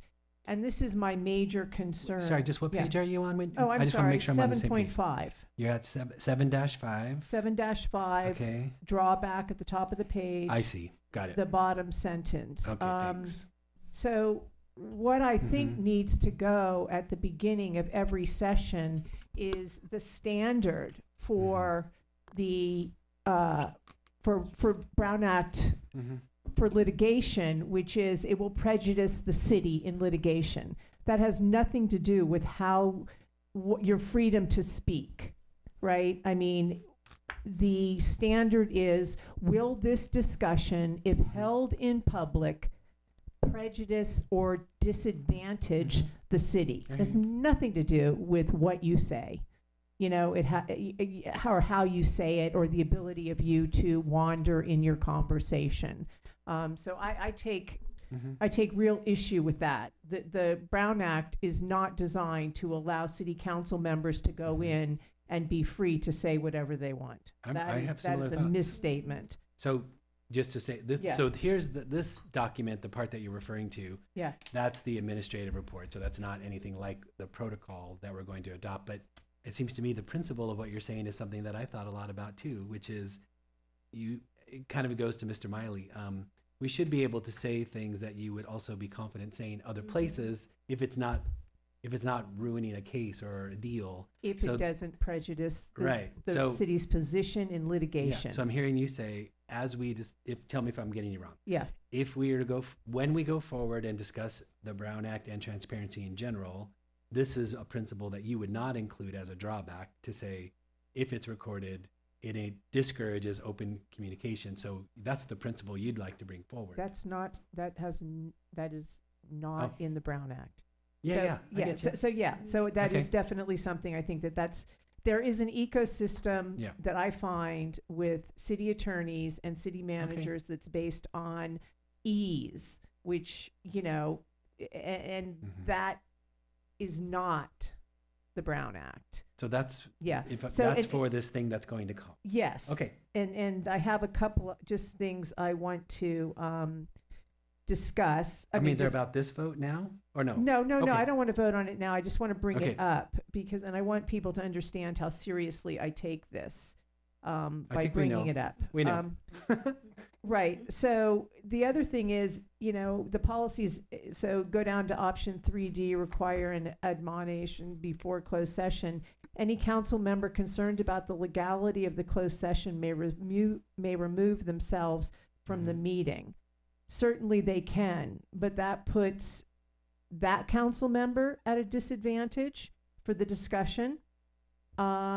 So I would like to find some other way to resolve that than somebody gets up and says, I'm leaving because I don't agree with this. I just want to think about that. Okay. And then also, from what I understand, attorney-client privilege, if there is a Brown Act violation, there is no attorney-client privilege. That's that privilege, well, there's a case yeah. that addresses that, and you're wrong. I just well, what I can, and sorry, I may be wrong, but I Ms. want Rule, to. if I can, please. Yeah. I'm hearing what you're saying, but it sounds like these are conversations that we are going to have, not related to what we're adopting tonight. Correct. I And just because you're want to trying make to sure, express the priority. Yeah, I'm trying Okay. to make sure that these items Okay. are actually discussed. And yes, we may Right. have a disagreement, and you may have case law, and I may have case law, Sure. and we can bring that, and we can discuss it, and we can decide what we want to do about that. But I want to make sure that this does not fall by the wayside, and Yeah. the particular points that I would like the council to think about. Okay. Okay, so that it comes up, and we know. haven't really thought What about I don't it. want to do is have a fight right now. No, I don't want to about have what a it fight means. either. Okay. And there's no fight to be had. Okay. There's no fight to be had. There's a discussion, and obviously some members of council Yeah. disagree. So Well, I we're have a going to have possible- that discussion. I have a solution possibly, which Yeah. is when this item gets brought to the council I would love you to review the language and make sure that it's going to cover the bases you would like. Yeah, and I'm Okay. happy to do that. I Okay. just don't want to spring it on people who Right. haven't really delved into it, because Yeah. it would be more like a concept review, but then we would be asking people to come up with legal interpretations, which Well, take time and I think that's energy. going to be probably Yeah. part of what we're going to discuss. Okay, perfect. Okay. Yeah, so I just it was important to me. Thank you. To make sure that the issues with 3 and 4 bubbled up before the next meeting. Understood. We have a motion and a second, correct, Mr. Montgomery? Yes, we do have a motion Let's- and a second. Please. I don't feel certain I've recorded all these. I'd It like would- to it would ask. be The retained motion, as I understand it, is to simply adopt the revised protocols as drafted, which is attachment A. And With the it's red line is maintaining shown. the Brown Act language as stated is Correct. Yes, just that. But do we even need to say that? Maybe I we mean, don't. it's inherent in the draft. Okay, great. I have a quick question, I'm sorry. Is this is a protocols, or this is an ordinance that will come back for a second reading? Protocols. The protocols were not adopted by Okay. ordinance. All right, Mhm. thank you. So, but they are But yeah, changeable. They are They're changeable at will. easily changeable, much more so than an ordinance. Correct. Okay. Ordinance takes 2 readings and 3 votes twice. This takes 3 votes once. Right, got it. Thank you But very good much. question. Thanks yeah. for the clarification. Roll call. Okay. Councilmember Rule. Yes. Councilmember Mang. Yes. Councilmember Whitman. Yes. Mayor Gilman. Yes. Mayor Pro Tem Lang. Yes. Motion passes. Thank you. Last item. The July parade float. All right. There you go, girl. Yeah. My We'll girls. leave everybody uplifted, hopefully, yeah. here. Mhm. So I'll go ahead and present this one, Please. and Kim, feel free to chime in. So Kim, Christy, Rivera, and I all met to discuss potential concepts. And what we decided is that for this year, since it's the first year that we're having presence in the parade in a long time, that we were going to keep it simple and use our vehicles. So we're not going to build a huge float or anything like that. But we have, so tonight before you have 3 concepts, and each one of these concepts is one that we discussed and that we like. And so before we get into the concepts, before we get into the 3 themes that you'll be choosing from, I just wanted to show how we arrived at this decision. So first of all, our float, these are not to scale. These renderings are not to scale, but they're close. So we have two EVs, electric vehicles, symbolizing our commitment to sustainability, clean energy, and climate-conscious governance. The primary visual, in the bed of each truck, as you'll see here, we have the Ojai seal. And the seal is going to be a banner. The banner will be evergreen, and it will be positioned on a vertical stand, double-sided, and evergreen meaning that it can be used for other occasions as well. In fact, everything that I'm proposing here tonight is multi-use, so that we don't have to go through the process of getting printing or paying for signage year after year. So the seal will be prominently displayed, and you'll notice the circle of plants surrounding the seal. And these are all native California wildflowers, and they're native to this area. The floral circle represents the diversity of perspectives, identities, and ideas within our community. There's an oak tree, an acorn at the very top that symbolizes the strength and the roots of our history, and how even though we come from different backgrounds and different perspectives, we're all one unified community. And so that is the symbolism in this. And you'll see there are poppies, there are all types of different wildflowers. And I actually went to the Land Conservancy's website just to get inspiration for what native plants to draw from. The only except there is a little section of pixies right there too. So this is going to be the side banner or the side view of it, and we will have some people in safely in the truck bed, waving, holding flags. And now we'll go to the next slide.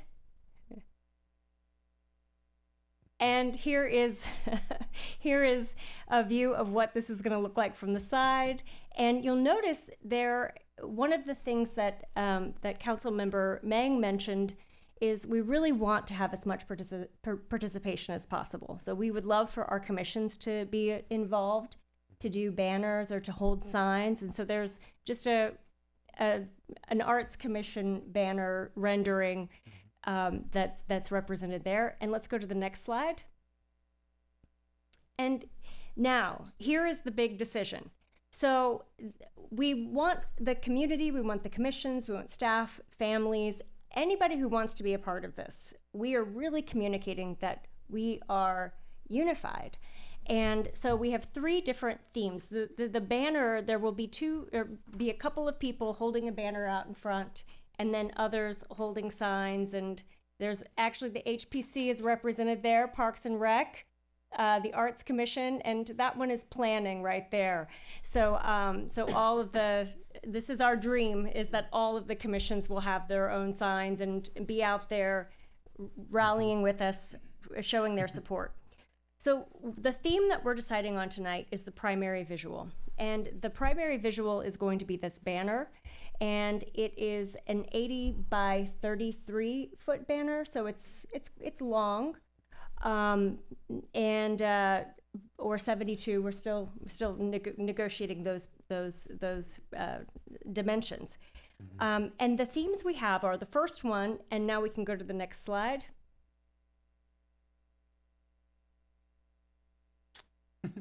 Okay, so the first one we have is rooted in nature, growing together, and this is actually theme number 3 in this, or I think it's theme number 3 in the staff report.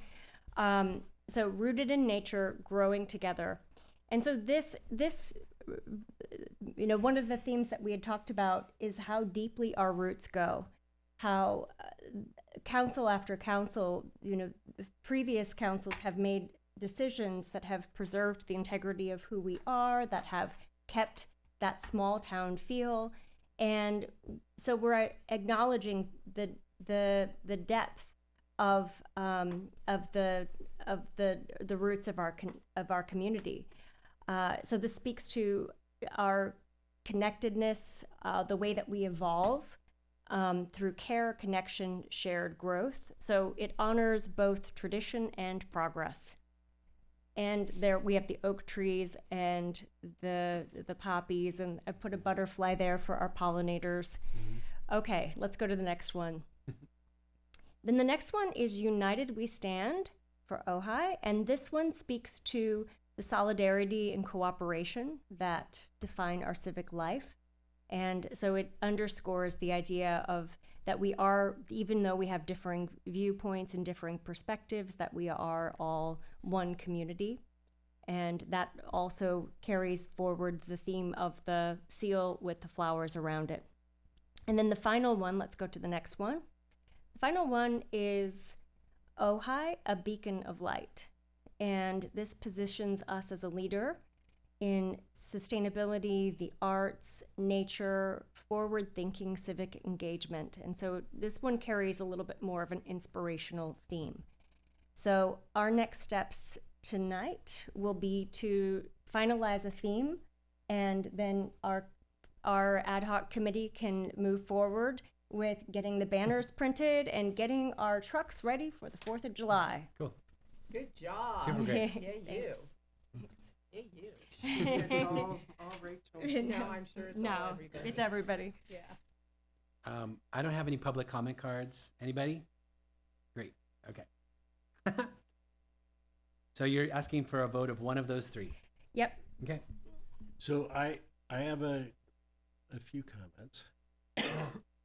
The first is that I think we should all recognize that there's been this committee in Ojai for many decades that has put on our parade and fireworks. Fireworks that may become drone show, but they've been doing the hard work to make this happen, and they should be acknowledged for what they've been doing. When I look through the theme ideas, I didn't draw a close connection between what the theme of the parade is, which is old-fashioned 4th of July. But this is not like I said when we did the style guide, this is not my area of providing input. So that's my only comment, and whatever you guys want to do is okay with me. Yeah, I want to speak to that because we actually did talk about that old-fashioned 4th of July, and we came up with some ideas for it, and ultimately the idea of the root, the one that speaks to the roots, was leaning into that a little bit more. We went with some more of these. We went with these types of designs more because of we didn't want to have to get new banners printed every year. One, for the cost of it, and two, because the theme is going to change every year, and so future councils could decide that. But there's cost, and there's also the environmental impact of having new banners printed every year, and then what do you do with those banners when the parade is over? So that's good. Those were just some thoughts that went into it, and we did consider that and look at other concepts. I like them all, and super cool, and I'm really excited about the 4th of July. And the rooted in nature, growing together, that one appealed to me the most. And is because all the connotations that anybody could pull from or think about, they all worked in that one, where I thought that one just had a clarity that the other ones, I thought it spoke to wherever anybody was coming from in our city and everything we're up to. That's the one that I thought spoke the clearest, but that would be my vote. But I'm actually happy with all of them. Yeah, thank you. I think it's going to be really cool. You have a preference? So I also gravitated initially towards the rooted in nature and growing together. But then I looked at, where we are right now in this world, and United We Stand spoke to me. So, you know, I mean, probably there will be some people, I don't know. So if the idea is, I'm perfectly happy with Rooted in Nature and growing together, but I also feel the pull to make a stand and to say we stand for this, given the environment that we are in right now. So that's where I stand on that. I'm willing, you know, I will go either way for sure. Those are my thoughts on both of them. Yeah. You have a strong preference either way? You're like them all. Yeah, I think. But I do like the Rooted in Nature. It is Ojai. I Yeah. have to It's say. very I mean, Ojai. it is Ojai. So Yeah. I'm absolutely fine with that for sure. Are we okay with Rooted in Nature? We are. We are. I think we got it. Okay, great. Then we will move forward with getting those banners Wow. printed, and Yay, we invite thank you so much. anybody who's here, anybody who wants to participate in the parade. You can walk with the city of Ojai. I'm sure we'll have flags that we hand out, and we would love for any of our commissioners to be there as well, holding signs that represent your commission, even though I know it might not be feasible with the timing. So thank you all very much. Thank you. Wow. Yeah, super cool. Okay, any council member reports? This is not a big report, just to say, the music festival was exquisite this year. It was so good. And I just, every day I went there, I thought, I can't believe I live in such a wonderful place. So, very good, very good. City manager's report.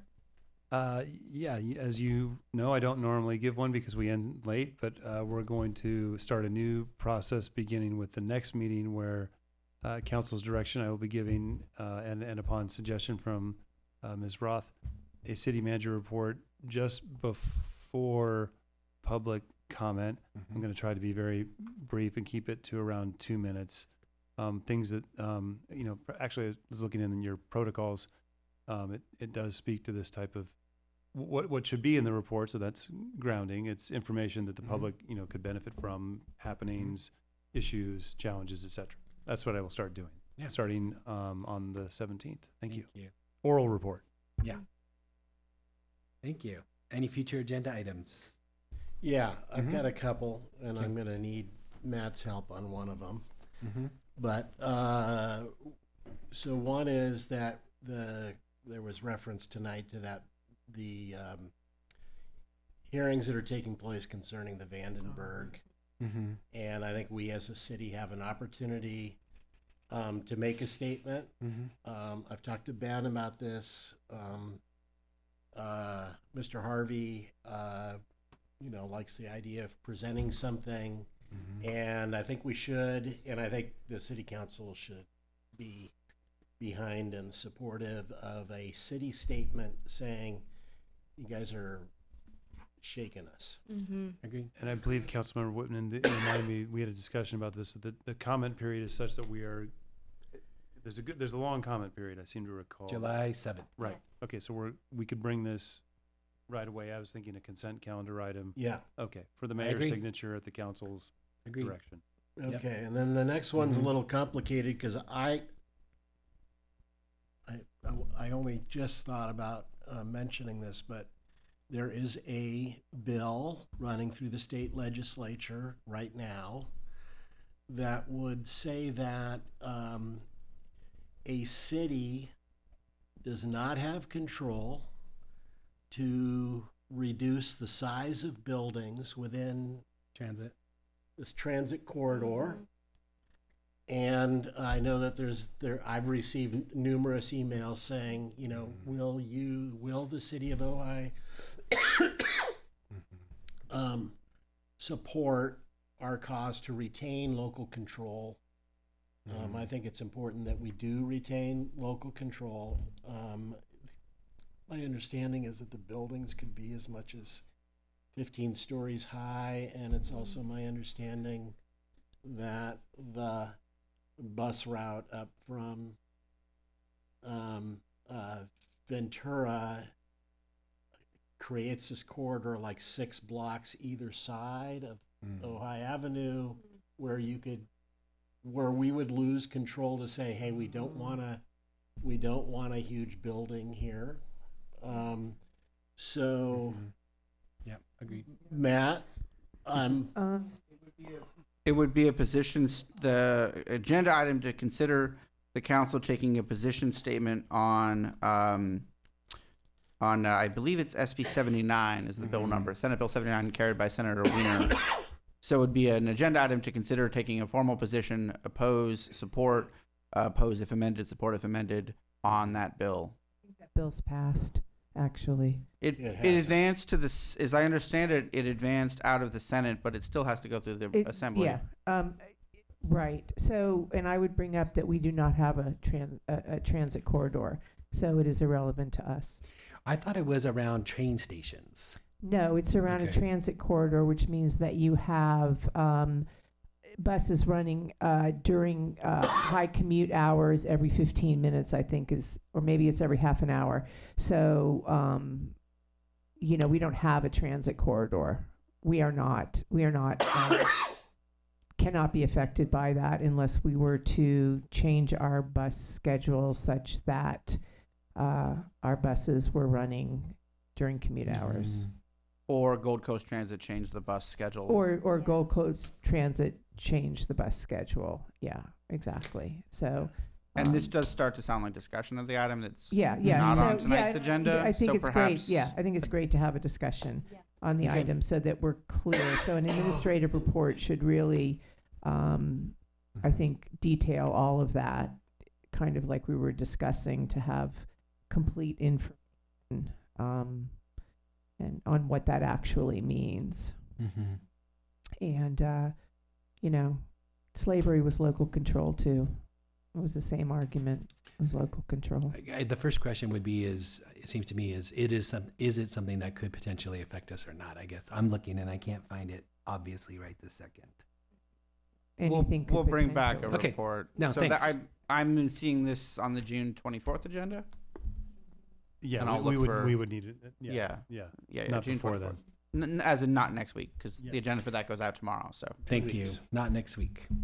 Right. So I think this also brings up a question of how we get things on the agenda.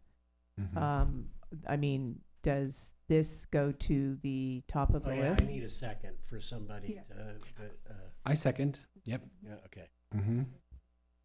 So for items, if I could just jump in here, if it, something like a letter of support or opposition, I think that we have the bandwidth, with council direction to usually be able to put those on the next near-term agenda. I feel that that's okay. Something now, your request for extensive analysis that might, I worry a little bit. I think we could I'm 100% confident we could put together a complete letter of opposition for your consideration.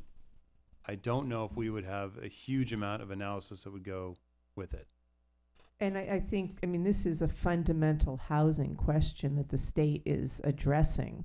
And so I can't imagine that we wouldn't have a full analysis of what it actually meant. This isn't a toxic dump site. This is a huge housing we're going to issue. steal from the legislative analyst's office. Yeah. And So others, that's yeah, pretty.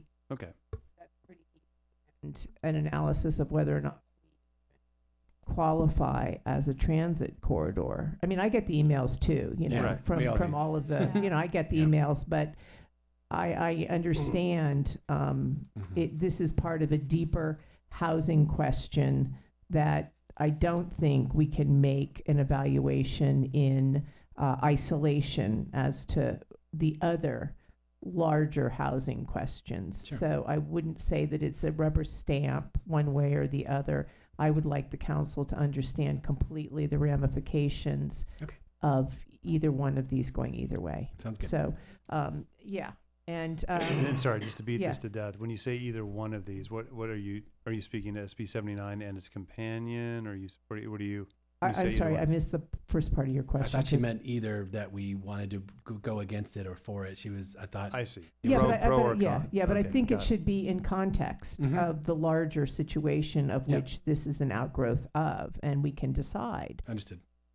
where we want to be on this. And I think it's a good council discussion. Yeah. That sounds good. Yeah, and so I do actually also have an agenda item. Yeah.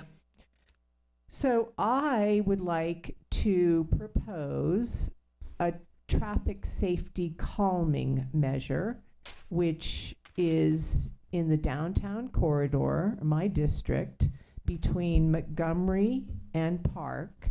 I would like I would like to discuss this, not Oak, pardon me, Drown from Ojai Ave to Grand, and North Fulton from Ojai Ave to Grand to be a optional but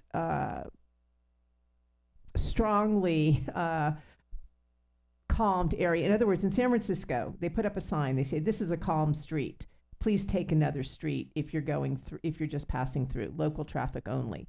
And this comes about because I have seen, as summer has come about, that we have a lot of kids and families walking on the street. So the idea is, please take Montgomery or take Park, but leave Drowned and North Fulton to be walkable for the families that live in this district, because it's a thoroughfare.